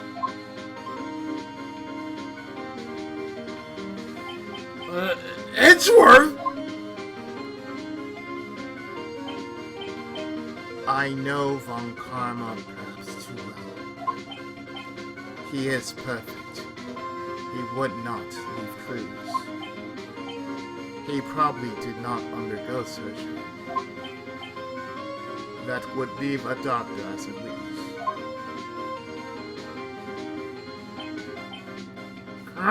Nobody's that perfect! So what, Nick? If Von Karma pulled the bullet out by himself, that's insane! No, he couldn't. You can't just pull bullets out of yourself. Wait. What does that mean? That bullet has to be somewhere, but where?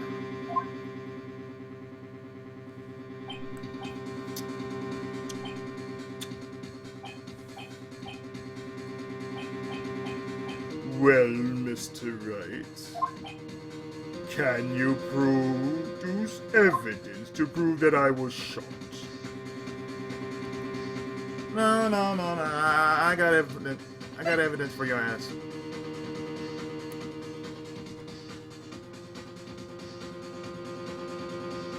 I got evidence. Hold on. I got something for your ass.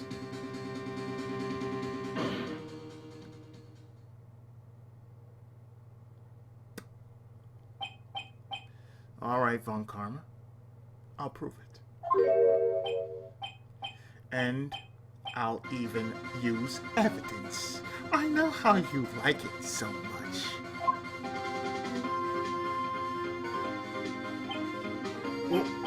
What? The evidence that proves Von Karma was shot is...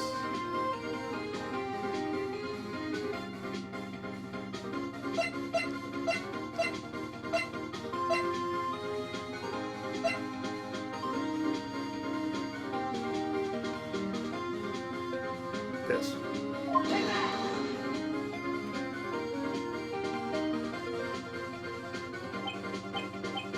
Von Karma is perfect. He wouldn't risk surgery, leaving an evidence trail. So then I ask, where is that bullet now? I think it's unlikely that Von Karma performed surgery on himself. You don't mean...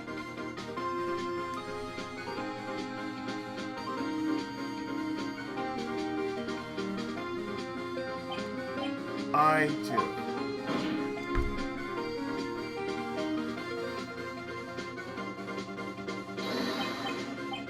There is the possibility that the bullet is still inside Von Karma.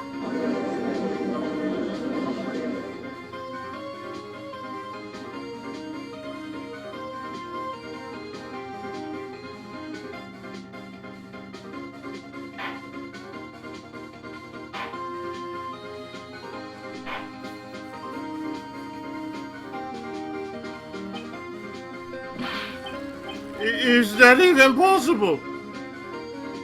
For all these years? Well, there's one way to find out.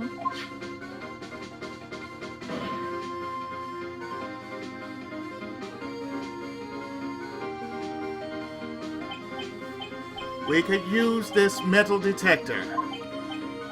Well, Von Karma, I'm going to run this over you and see what we find.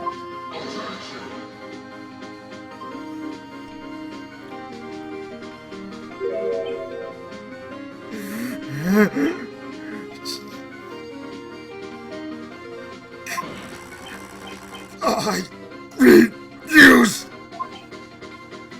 You refuse. But refusing this means... You acknowledge that the bullet is still inside you.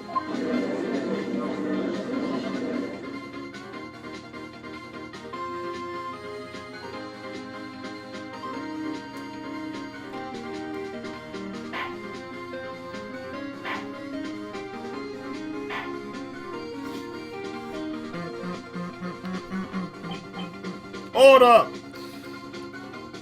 Order! Order!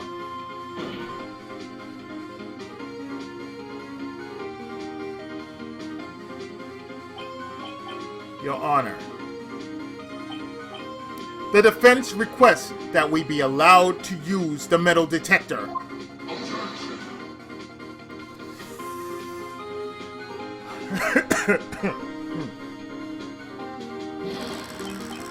Judge! I call for suspension of this trial! This is an invasion of privacy! Bitch, please!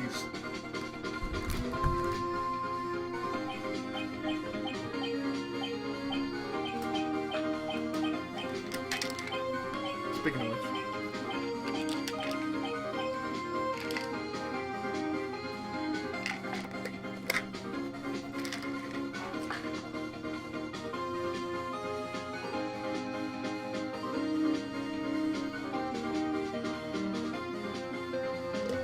Gotta take my medicine.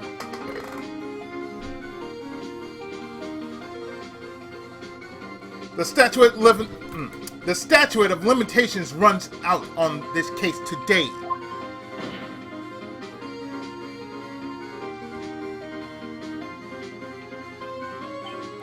It was you who said we had to end it right here, right now.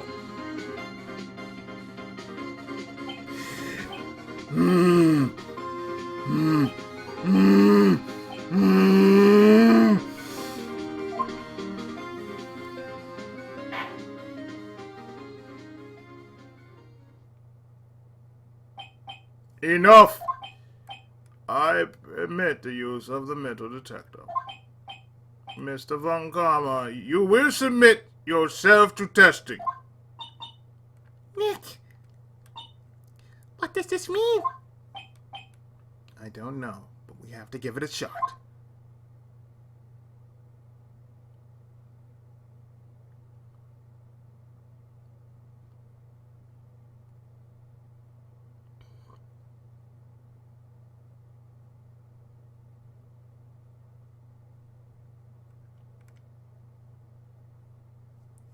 1 ringy dingy. 1 ringy dingy. 2 ringy dingy. 3 ringy dingy.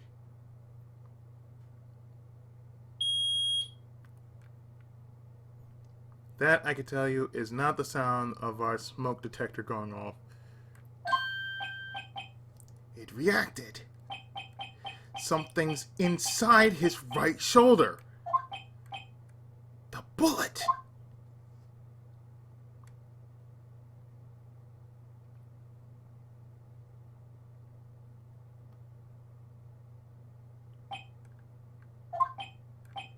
Mr. Von Karma.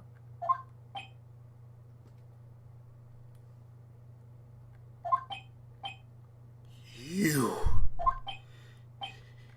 It was you.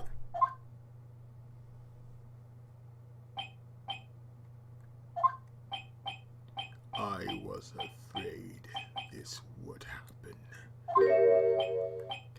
And so I remained silent.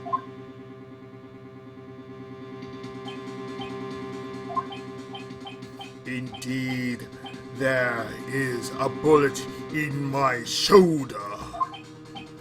However, it has nothing to do with this incident. What? I was shot in the shoulder long before the DL6 incident.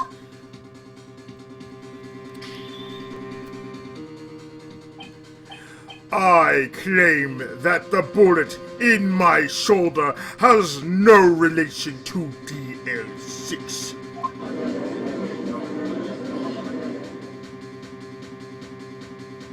Game.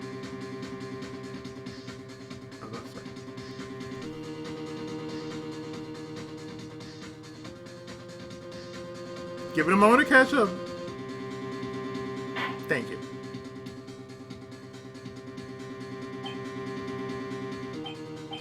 But, Mr. Von Karma, can you prove that? Prove.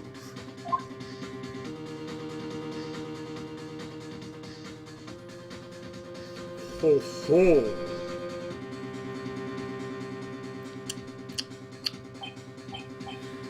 I have no obligation to prove anything.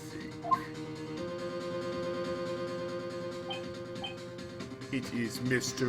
Wright who must prove something here, not I. Mr. Wright? Well, can you prove it? Can you prove that the bullet in Von Karma's shoulder was from DL6? Of course he can't. You don't have any of the DL6 evidence.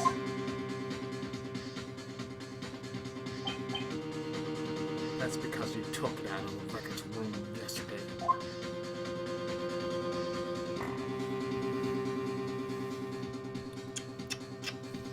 Ho ho!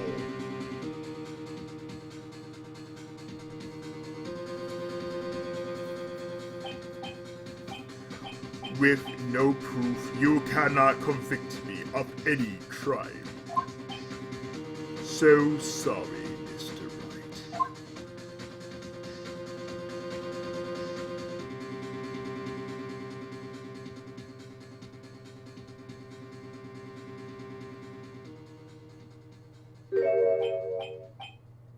No.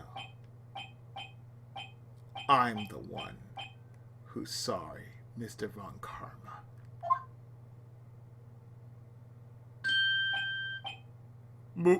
What? You were close. One day away from freedom. But, you see, I have proof!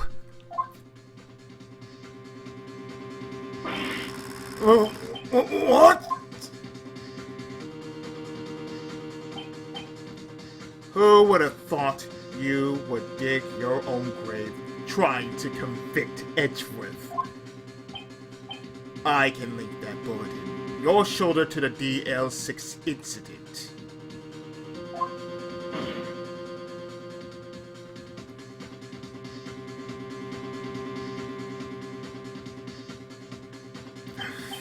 And here's my final proof.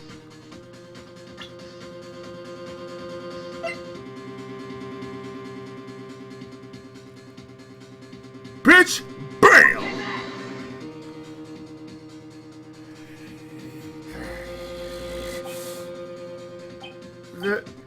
That's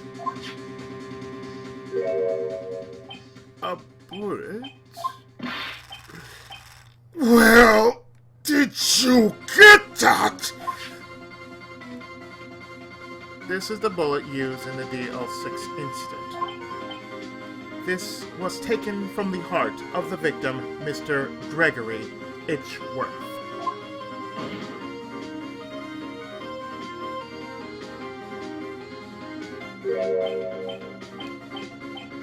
The bullet is preserved quite nicely, with all the ballistic markings intact.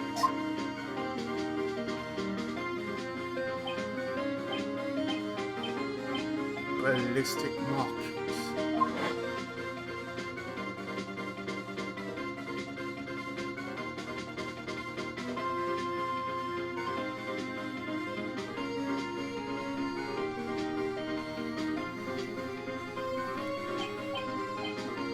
You may recall the term. It came up in the first trial 2 days ago.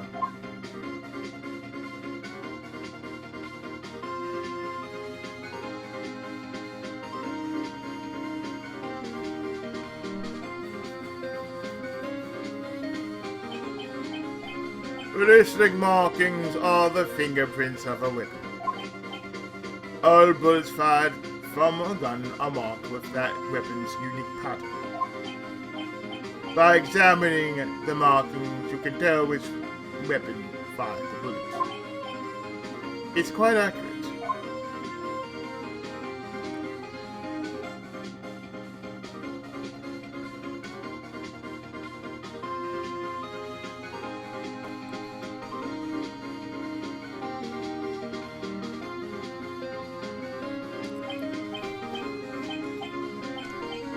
We have 2 bullets in our possession.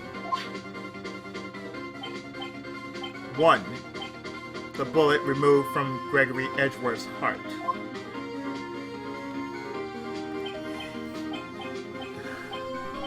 The other, Mr. Von Karma, is the bullet buried in your shirt. We could analyze both bullets. Then, if the markings matched,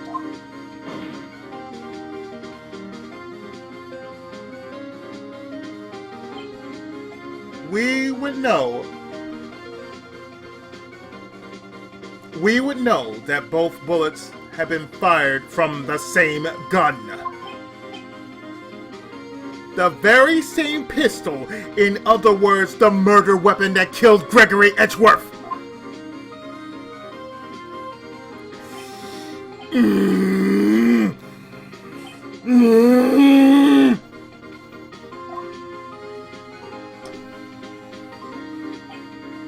Mr. Von Karma, you will let us remove the bullet from your shoulder. Then we'll compare the ballistic markings to those on this bullet.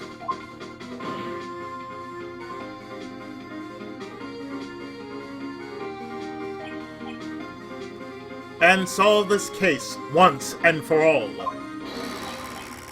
Well, Mr. Von Karma?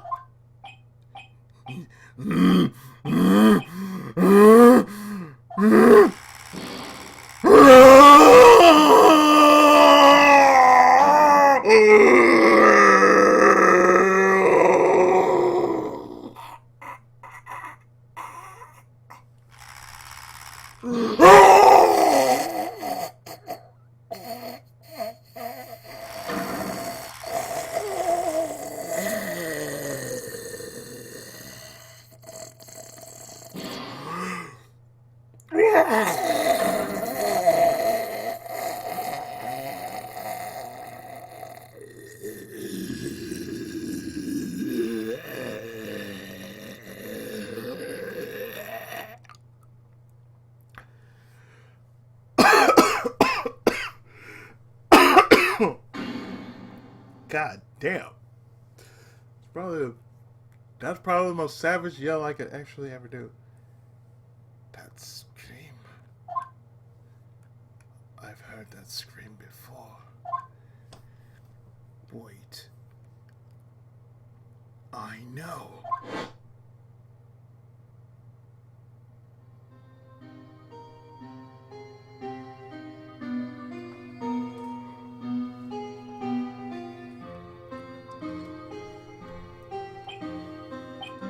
Help!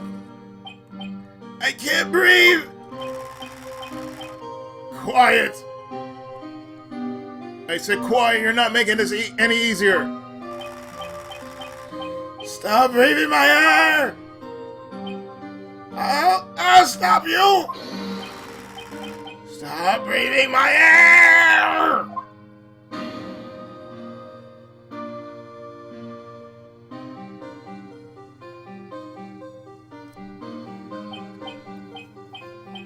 Get away!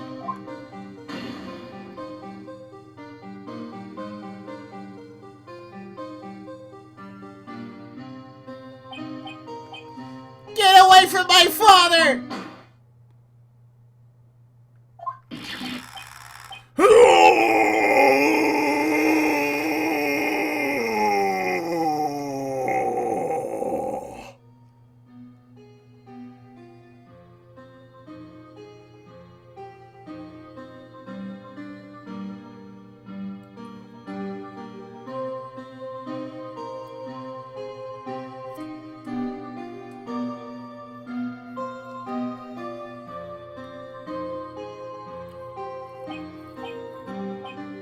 It's the same scream I heard in the elevator 15 years ago.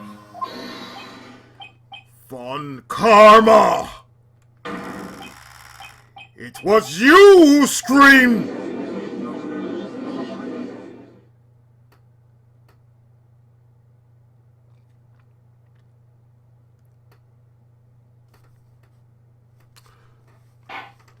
Ta-da! Ta-da! Ta-da-da. Mr. Von Karma.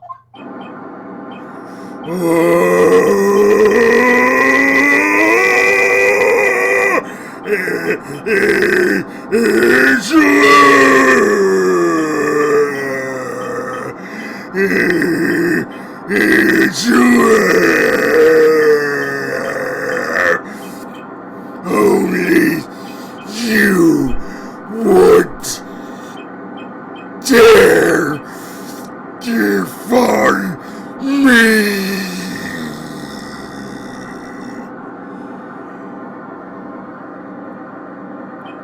So, it was you. You and your father are my curse. Your father shamed me with a penalty on my record. And you left a scar on my shoulder that would never fade. I'll bury you. I'll bury you here with my bare hands till death.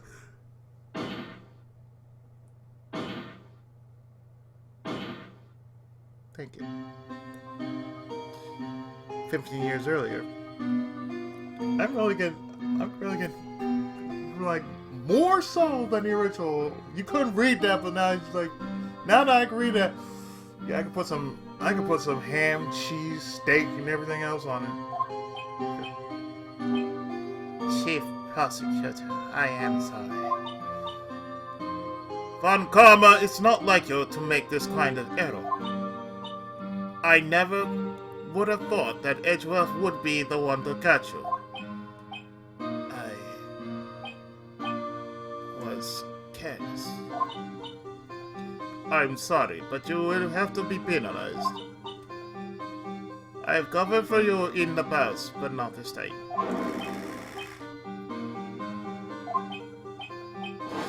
It's you!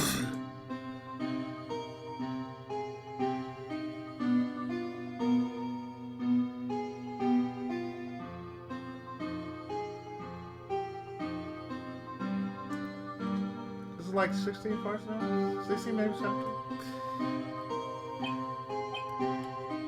It was a shock like none I've ever known. Me? Penalized? It took hours for me to regain my composure. Suddenly I found myself in the darkness. I was in the court records room. I must have wandered in there without thinking where I was going. The room was pitch black. The lights must have gone out. I went out into the hall and felt my way to the elevator. I pressed a button, but nothing happened. Then there was a noise.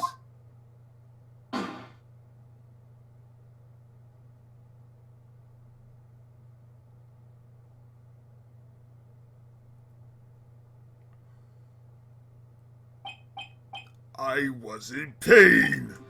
A horrible burning pain in my shoulder. Just then the lights came back on. The elevator doors opened before my eyes.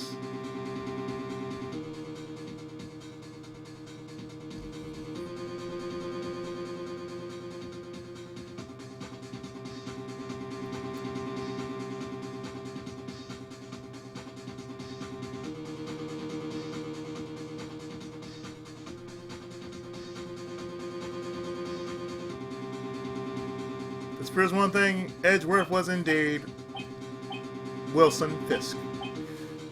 I saw 3 people inside, all lying unconscious from oxygen deprivation. Much to my surprise, a pistol lay at my feet. I knew then it was destiny.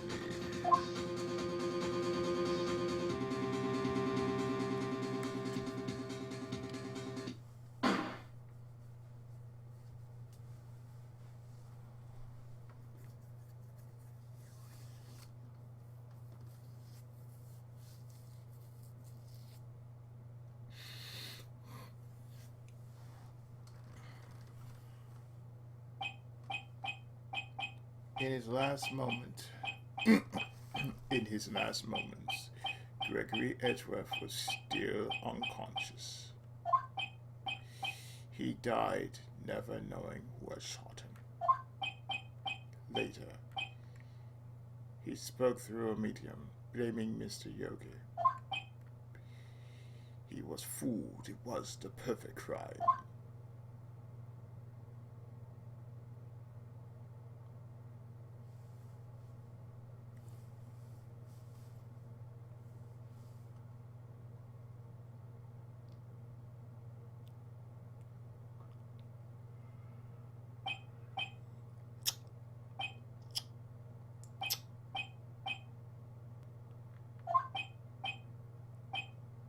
Who would have thought another man would have come to open that elevator door?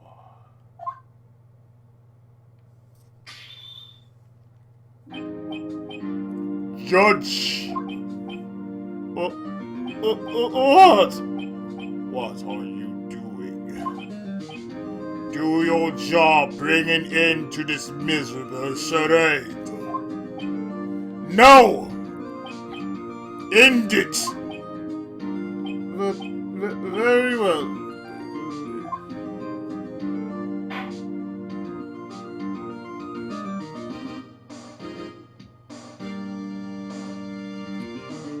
My throat will never be the same after doing that savage yell that I had pulled off from the innards of my Izzydom.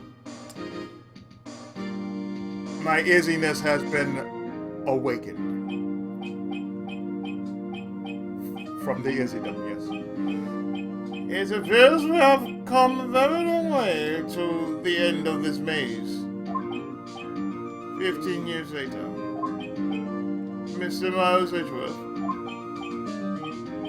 Yes, Your Honor. You were innocent. You are innocent. As you said, it was all a nightmare. Yes, Your Honor.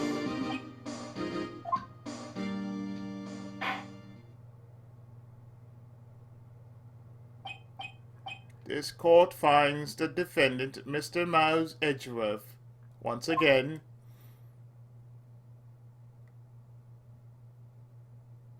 not guilty. Cast in the name of God, ye not guilty.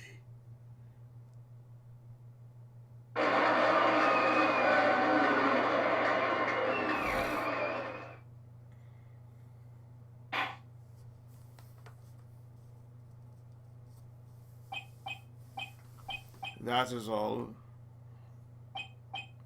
This court is adjourned!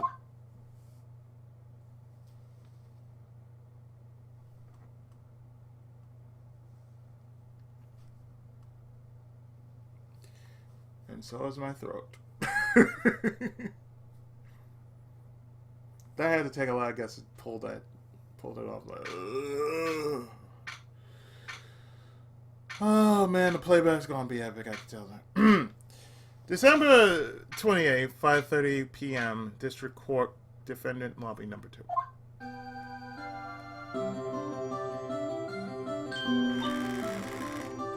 Nick, we did it! Did you say his face from Carmen looked even paler than usual? He's pretending to be all cool, but inside you crushed him, Nick. Crushed! I gotta say, I'm impressed. It was pretty close though. I was sure we had it. I know, I was on the verge of tears the whole time myself. But now it's all just a good memory.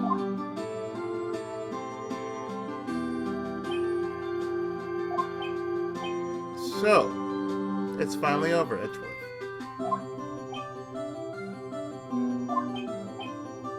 Right. Yeah?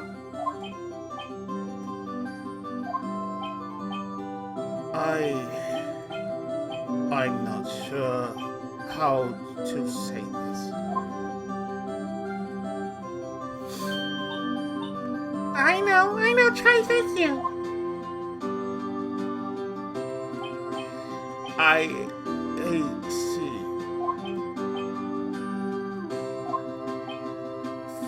Thank you. Right. You are welcome.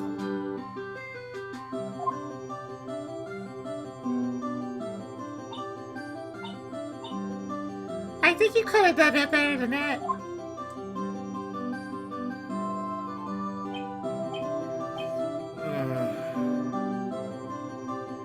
Sorry, I'm not good at this sort of thing. You got a lot to learn, Edgeworth. She's got you there. Whoa! Amazing, pal! You pulled through just like I thought you would. I'll never forget this. I owe you one, pal. And tonight, let's party. Dinner's on me.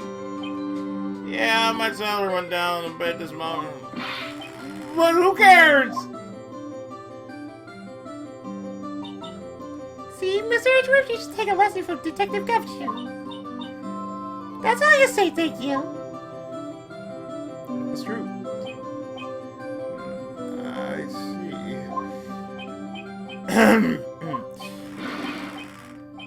Ooh!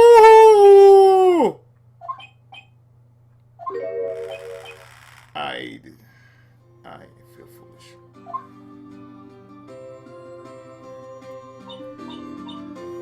Don't worry, take it a little time. You'll get used to it. Whoa! It's been 15 years since I've seen Edgeworth this unguarded.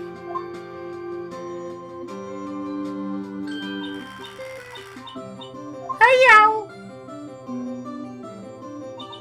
Lana! Oh, man. Yo, great man. Thank you. Yo, Edgeworth. Congrats. Thank y'all very much. I know you were innocent from the start, of course. Just look at you. You wouldn't stick your hand in the cookie jar even if no one was there. You were the witness on the first day of the trial, weren't you? Yeah, well, let's bygones be bygones, eh? Speaking of which, what are you doing now, Lana? Oh, mate. I went back to college. I gave up trying to be an investigative photographer pretty quick. Really? That's too bad. Huh? Isn't that the hot dog guy from the park? Yeah.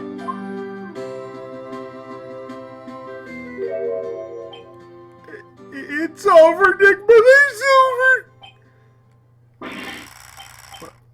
Why the sad face, Larry? What happened now? Oh, Nick, I'm not long for this world. You don't look sick. It's Kiyosa. She's going to leave Paris. Paris, Nick. She's leaving me behind. Sure seen that coming. Yo, Edgy, there you is.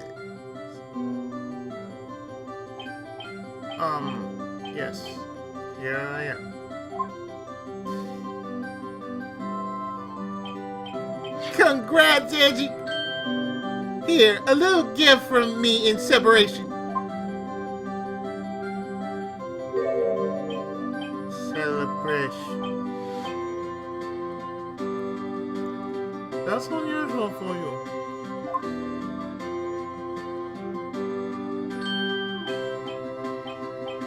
Harry Butts! You come along too. You come along tonight too. My tree pal. Harry Butts. Huh? Thanks, looking forward to it. Yo, hey. There's a student that questioned me. When he says, treat, there's not police off for prison food, right? I think you'll be fine with it.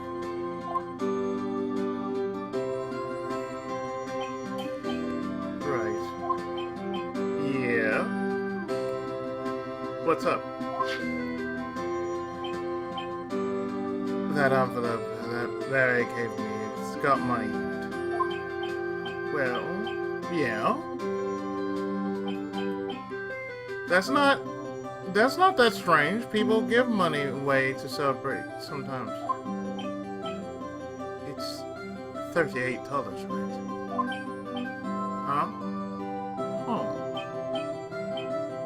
What a weird amount. I mean, it's not a little, but it's not a lot either.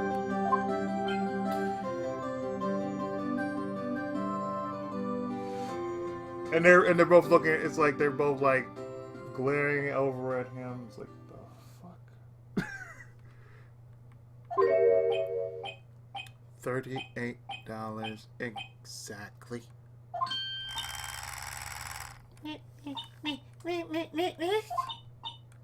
Wasn't that exactly the amount of lunch money that was stolen from Mr. Edgeworth in school? $38? No.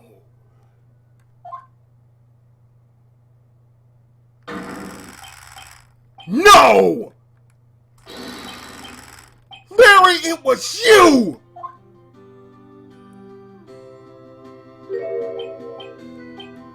What are you so surprised about that? Huh? Larry was absent that day from school, right?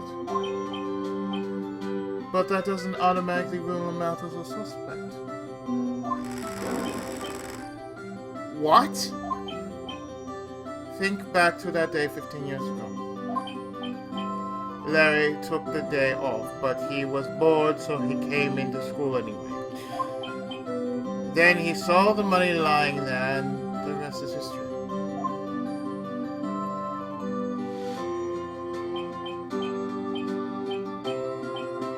I was never good at history. Hey.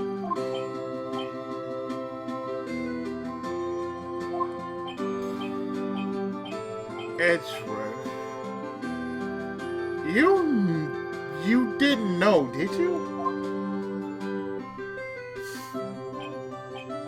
I suspected.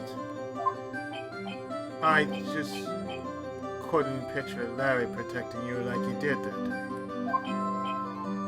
day. Everyone else was saying you did it. The whole class was against you, remember? Yeah. Too well. Right. You may not know this, but we used to have a saying back in school. Whenever something smells, it's usually the butts. I know. I know. Really right. I'm surprised you didn't figure it out.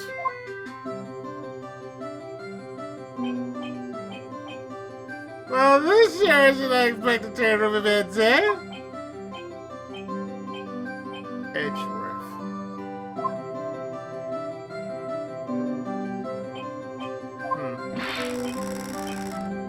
You should have told me! No, Nick. It was 15 years ago. Don't you think the statute of limitations has run out, Mr. Edgeworth? I'd say so, yes.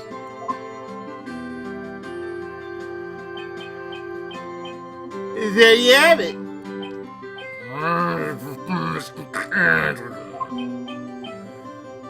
Where does that leave me? I became a defense attorney because of what you two did.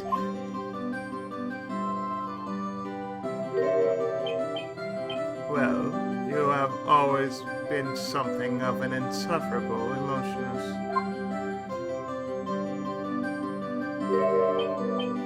Yeah. And you get worked up too easily, too. Death! The death sentence for both of you!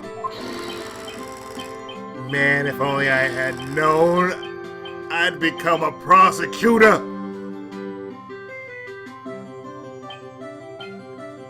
The same goes for me, only the other way around. For the longest time, I thought I might have killed my own father. I thought I might be a criminal. I became a prosecutor in part to punish myself.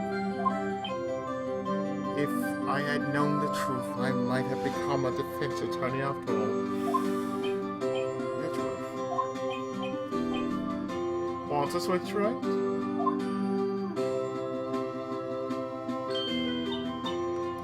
Hey, y'all, line up. I'll take a photo. Hey, photo time. Let's go. And after that, dinner on me. This is where the game would actually end if you were playing the Game Boy Advance version.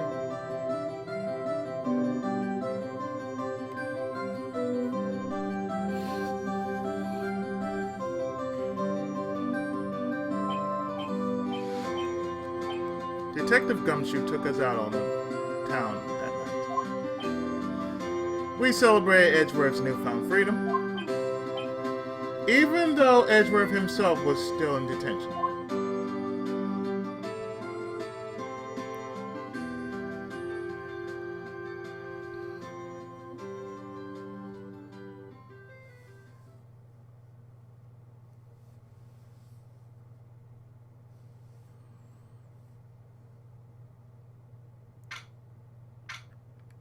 December 29th, 5:02 a.m., Wright and Company law offices.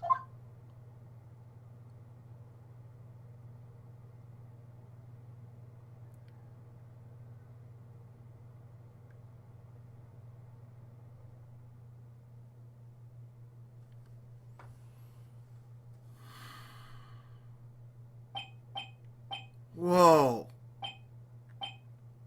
I went a little overboard yesterday. My head hurts. Huh. It's still only 5. Maybe I should go back to sleep.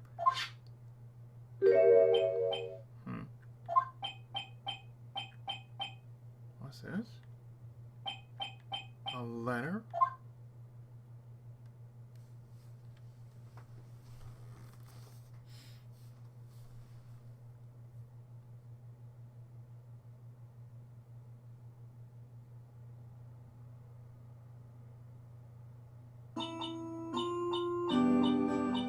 Good morning, Nick. You were really impressive yesterday. Seeing you. It made me think about what I'm doing here. I'm a spirit medium in training, of course. I wanted to help Mr. Edgeworth too. I wanted to help you. But I couldn't. I was useless. So I decided to go back to my training. I'll become a full-fledged spirit medium for starters. I couldn't say it to your face, so I left this letter. Goodbye, Nick.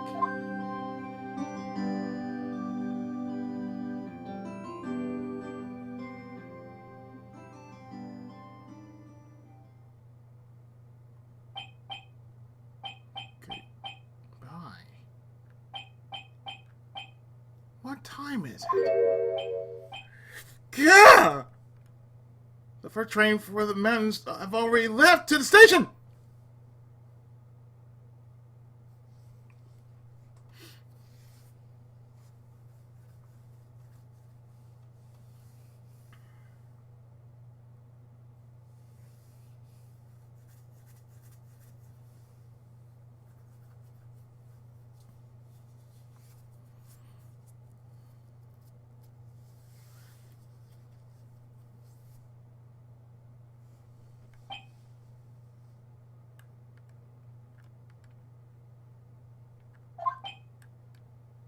I guess I'm too late.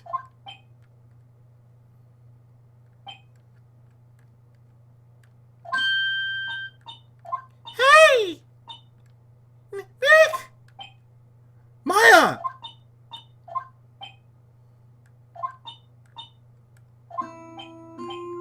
So, you're leaving? Yeah. It's hard being a spirit medium who can't talk to spirits. And I think you'll do fine without me, Nick.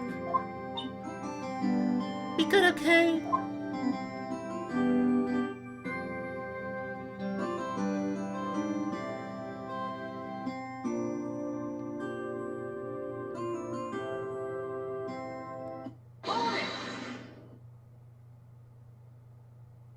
Mateo!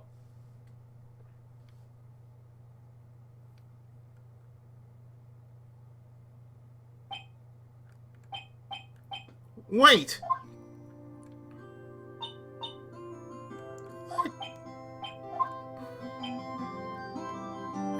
have saved Edgeworth without your help. Huh? On the last day of the trial, I heard her. I heard Mia's voice. You heard my sister? Yes, only her voice, but still. It was at the very end when I thought we lost everything. Well, that's my sister for you. Detective Gumshoe helped, and Mr. Grossberg, and even Larry. I'm the only one who couldn't help. I was useless, Nick.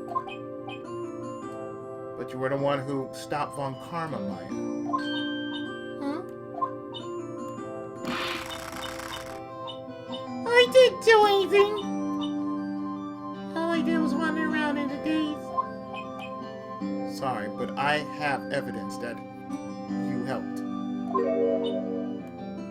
Evidence? That evidence would happen to be the bullet.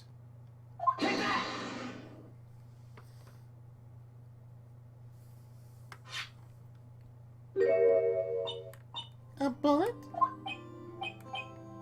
Von Karma was convinced he had taken all of the evidence pertaining to DL6.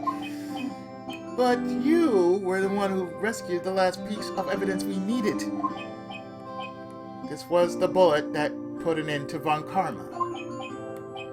And you were the one who gave it to me. Nick. Thanks, Maya. I couldn't have done it without you.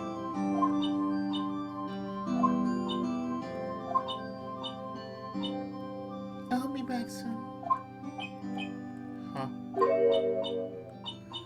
I'm going to complete my training and come back. Okay. I'll be waiting. Of course you will. You can't run an office by yourself. You're hopeless. I don't know about that. That's god-awful terrible right there.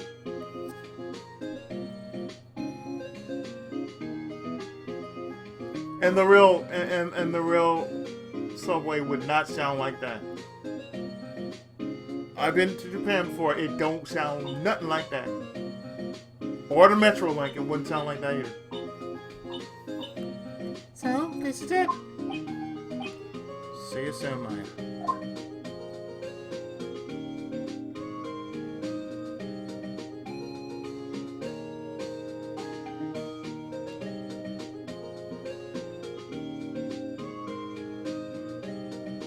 And about that picture?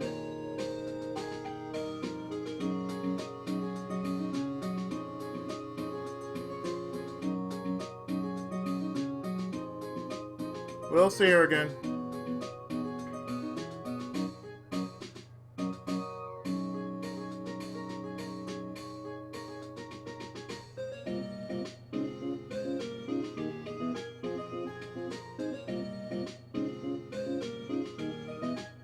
Thanks, Nick.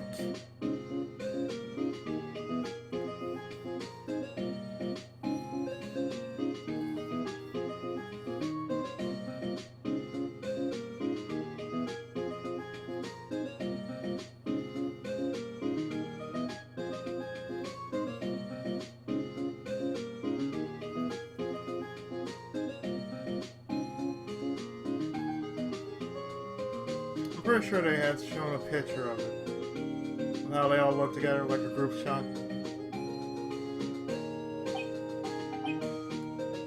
And so my story ends. Time to turn a new page. And say goodbye to the novice defense attorney that I once was. Now a new story begins. Which would be the only story I have not done when I did the original version. And this is the one that is basically going to be the DS bonus trial. With the same old crazy cast of characters.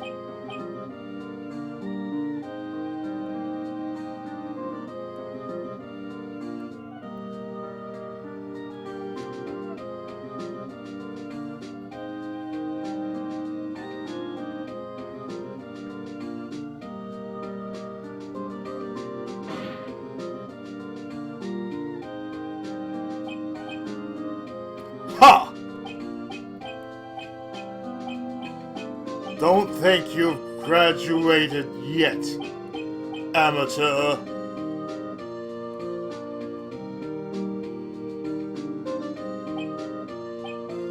Mr. Wright?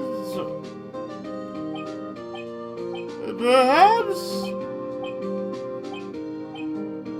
you'd like to rethink that claim?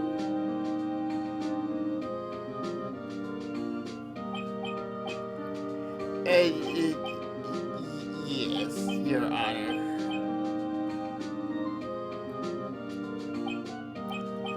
Uh-oh. I got a bad feeling about this.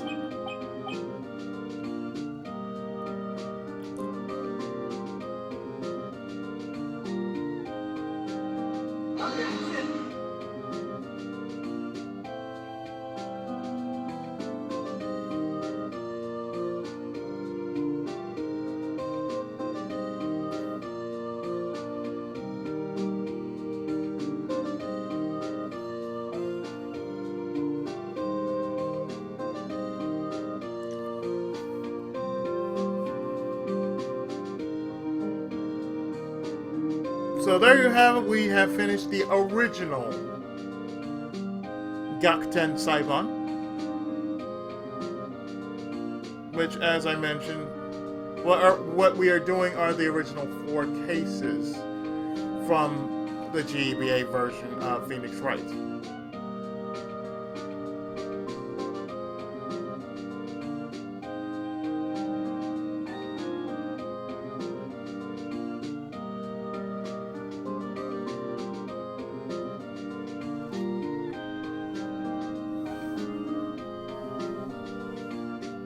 Hey, pal. Mr. Edgeworth came down. Let me just read that. Hey, pal. Mr. Edgeworth came down to the precinct to wish me a Happy New Year.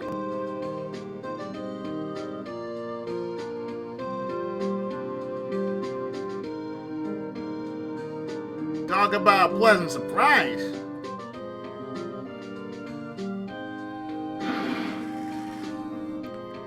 Woohoo!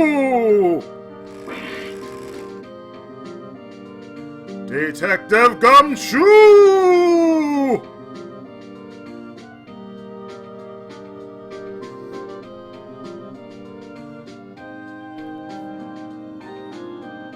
Then he hung his head low and went right back outside. It's like, whoa, never again. Like,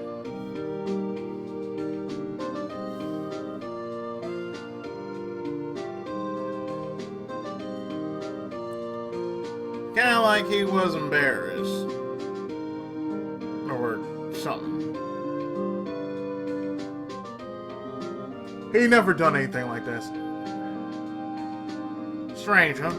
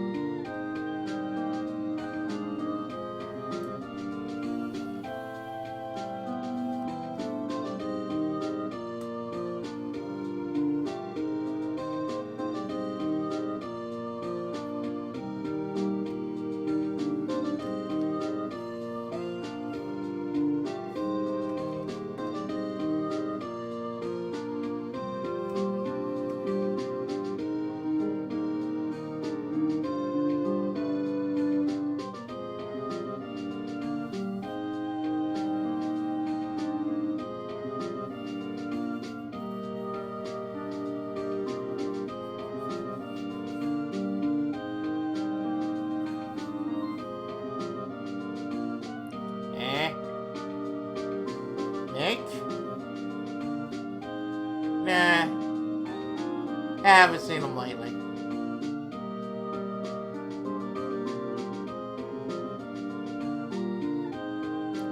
Oh, me?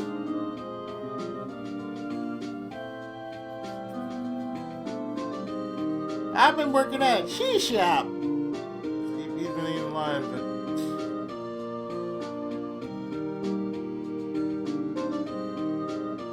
That Missy's a nice lady, but she's not exactly what you'd call a cheap date. Oh boy. Huh? Oh. She's in Hawaii right now. Yeah. Oh, boy. Larry will never learn.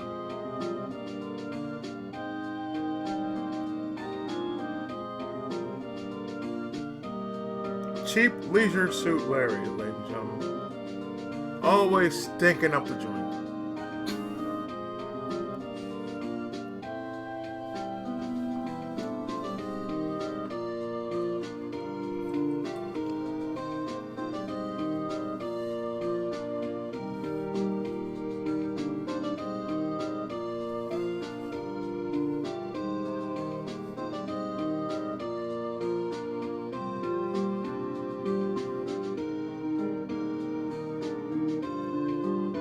I can just put this aside because I'm not gonna have any use for it until the next time I record.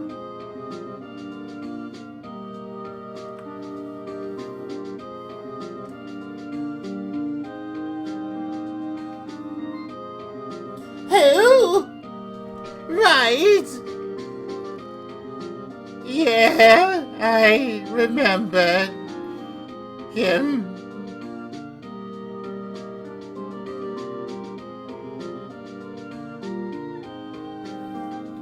I hear he's been busy lately.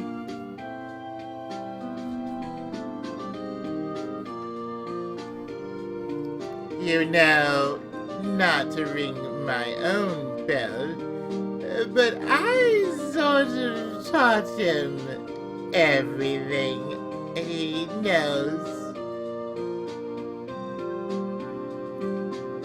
Liar. I'm sure he's grateful.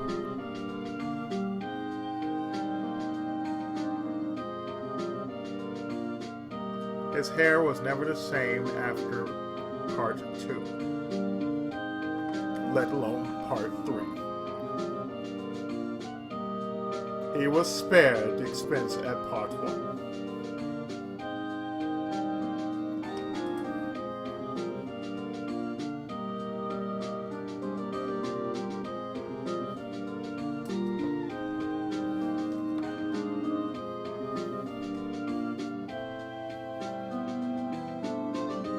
I'm still gonna check the backup. Once I'm done with the recording, I am definitely gonna check to see if I got all that in.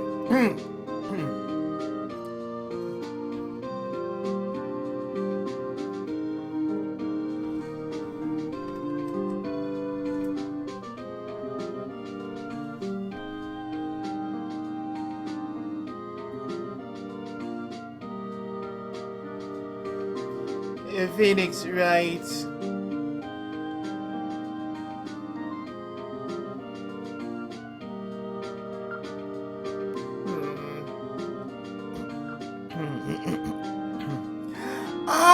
The defense attorney for whom I wrote the affidavit for.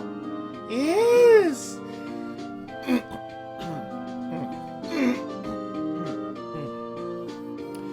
Oh, you should know. I've taken over management of the Gateswater Hotel recently. Then why the hell are you still called Bellboy? Should you be in the area, please stop by.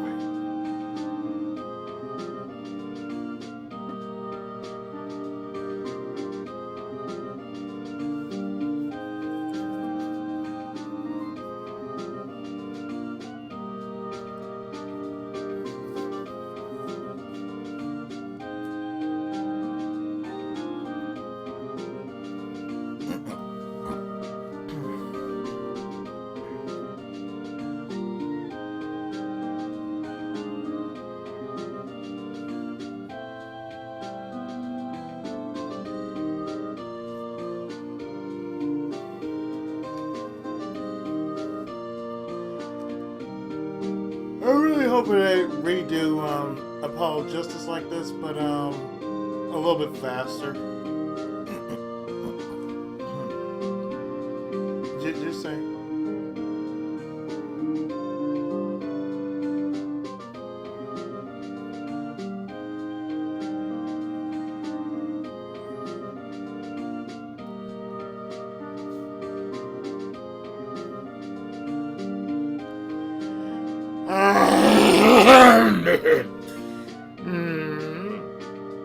Oh, it's you.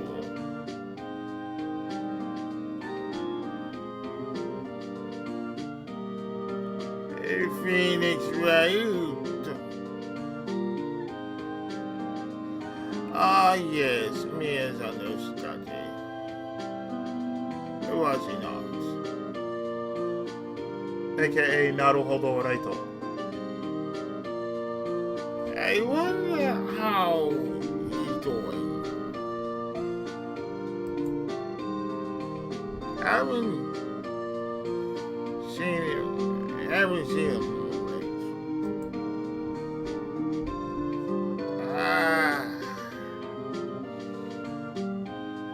The days of my youth.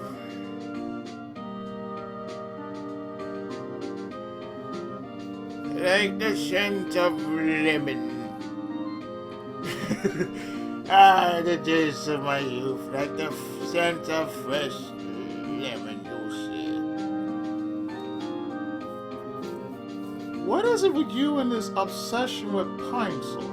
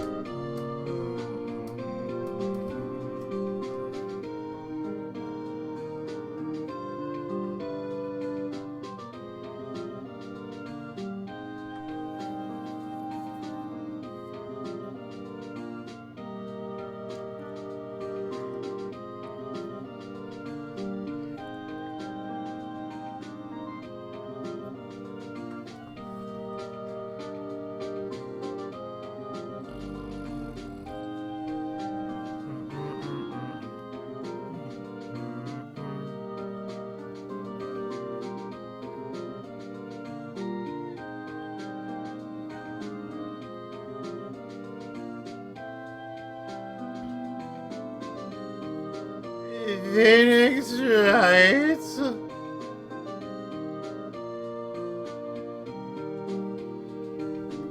Is he an actor?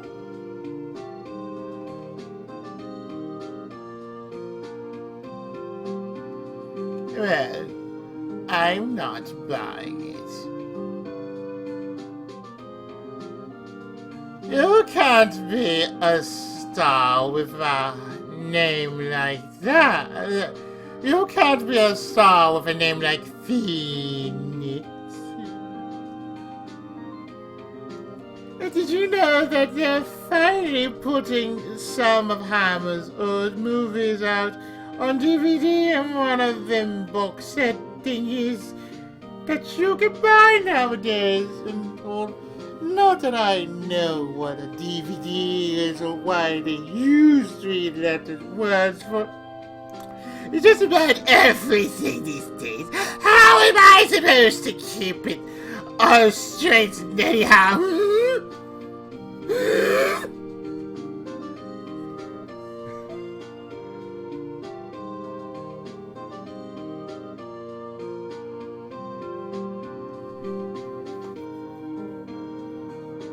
This is like 3 hours. This by itself is like 3 hours. Because the credits are just going as it is.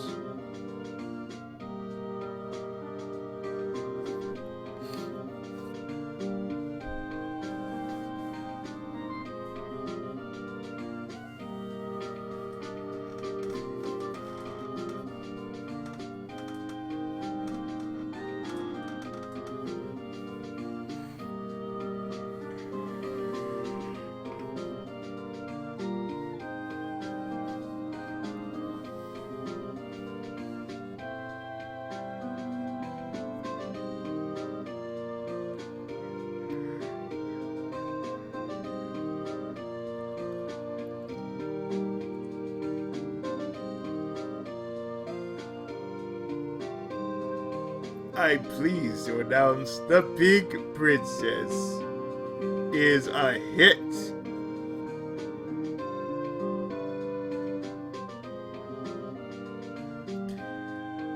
I sure owe that Mr. Wright a great deal.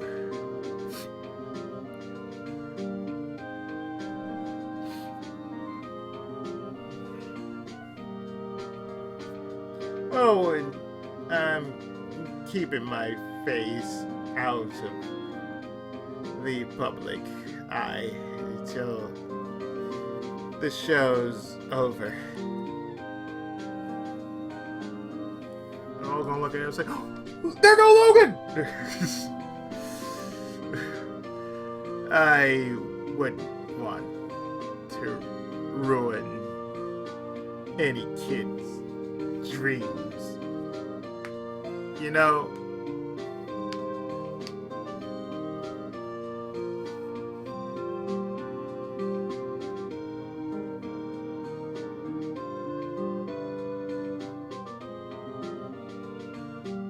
okay.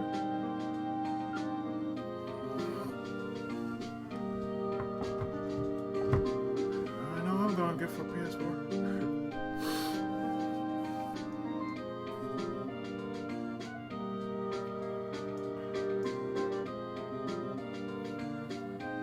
About that publicity.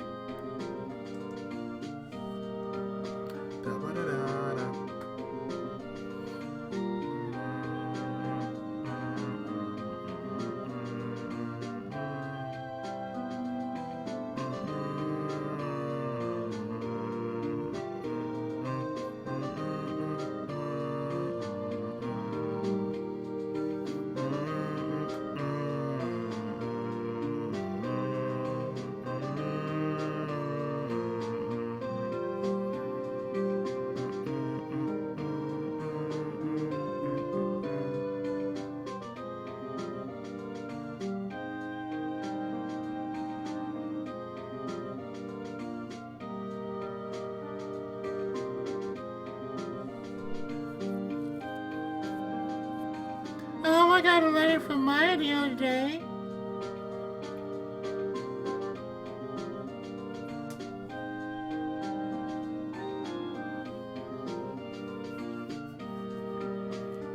It sounds like he caught a cold standing under a waterfall.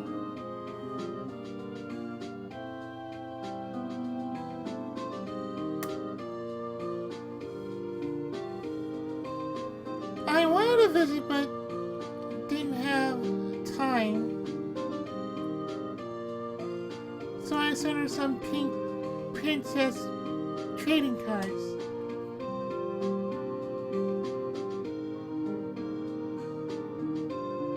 You're a sweet girl, Pam. You're a sweet girl. She says she can't find him where she is.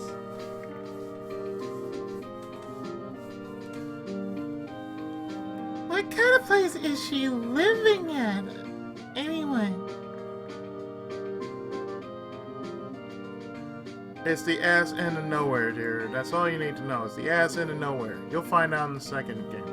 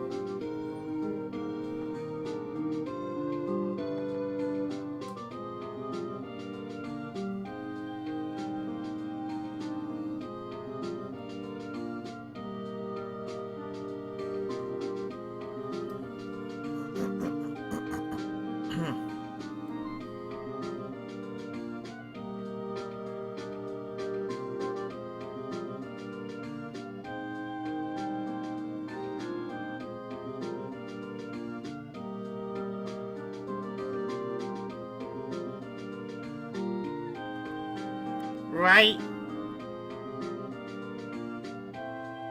Who's that? You wanna talk? Let's talk Pink Princess. Alright. Yes, let's talk about Momohime. But, you know,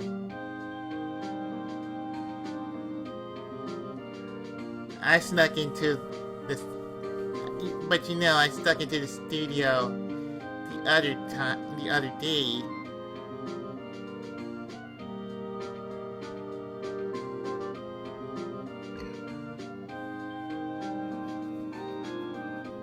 And I saw her. The one inside the pink princess suit. And I saw her. The one inside the pink princess suit.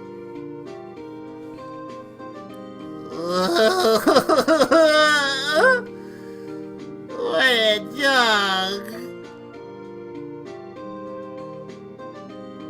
It was kind of a shock for a boy of my tender age. Whatever you say, Yahiko. You'll live with it.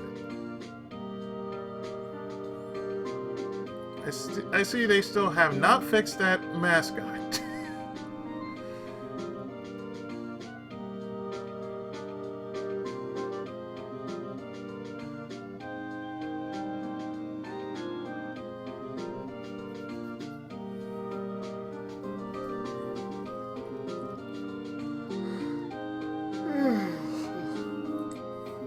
Oh, you know I'm gonna be sleeping good after this.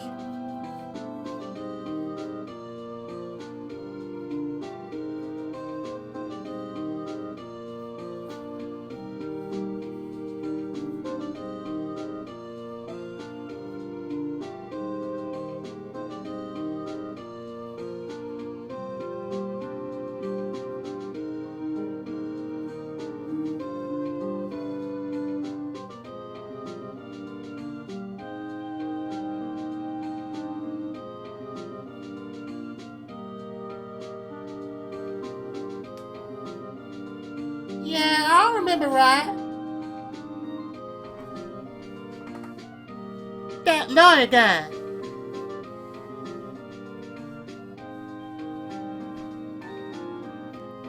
Huh, me?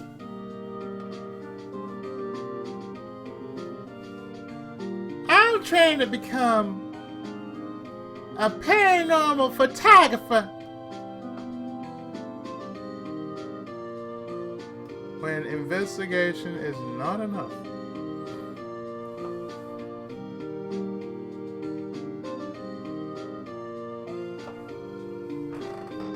You know that picture I took of everyone? Well,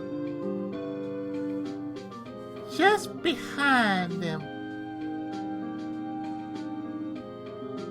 there's a ghost. Chiharu.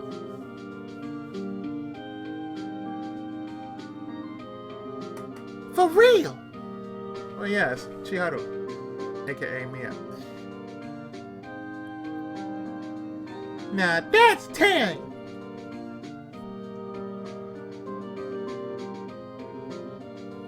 I'm gonna be famous. Or might consider you crazy.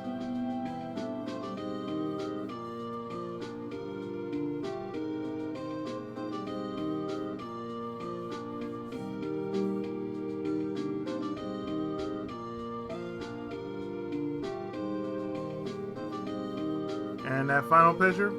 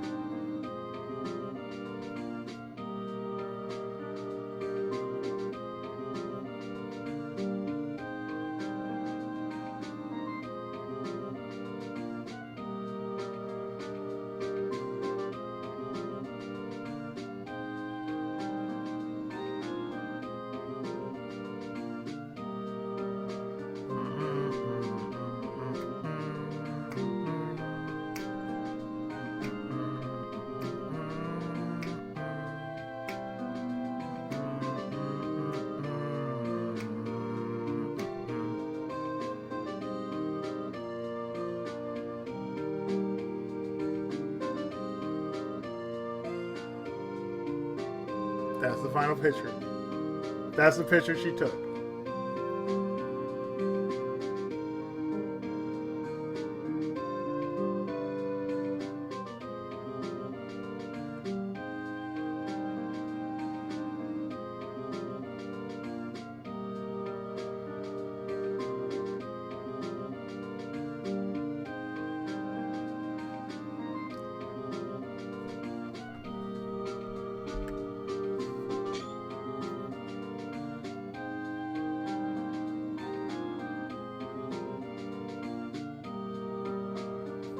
Just had to.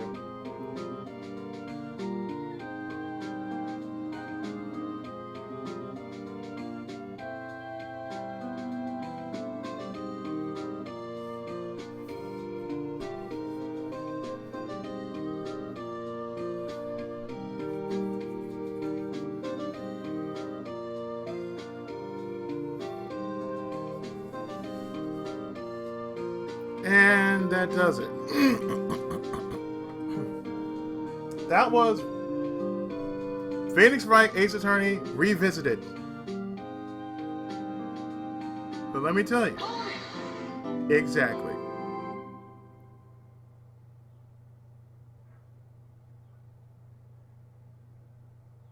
Because after we finish the GBA cases, we've unlocked the fifth one, Rise from the Ashes, which is a brand new episode.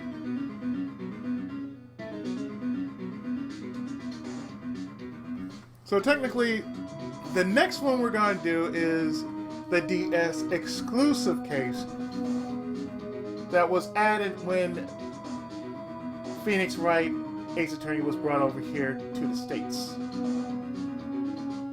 So yeah, Rise from the Ashes is episode 5, in which will end the very part of the first game.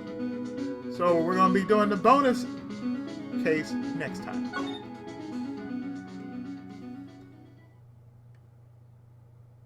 Thank you. So I'm going to save here, because it's been 3 hours. My god, 3 hours. And I'm going to drop a save right here.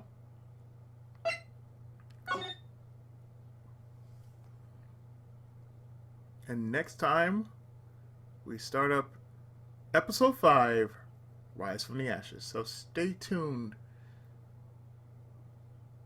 We'll be ending Ace Attorney Revisited right after this. Thanks so much for watching.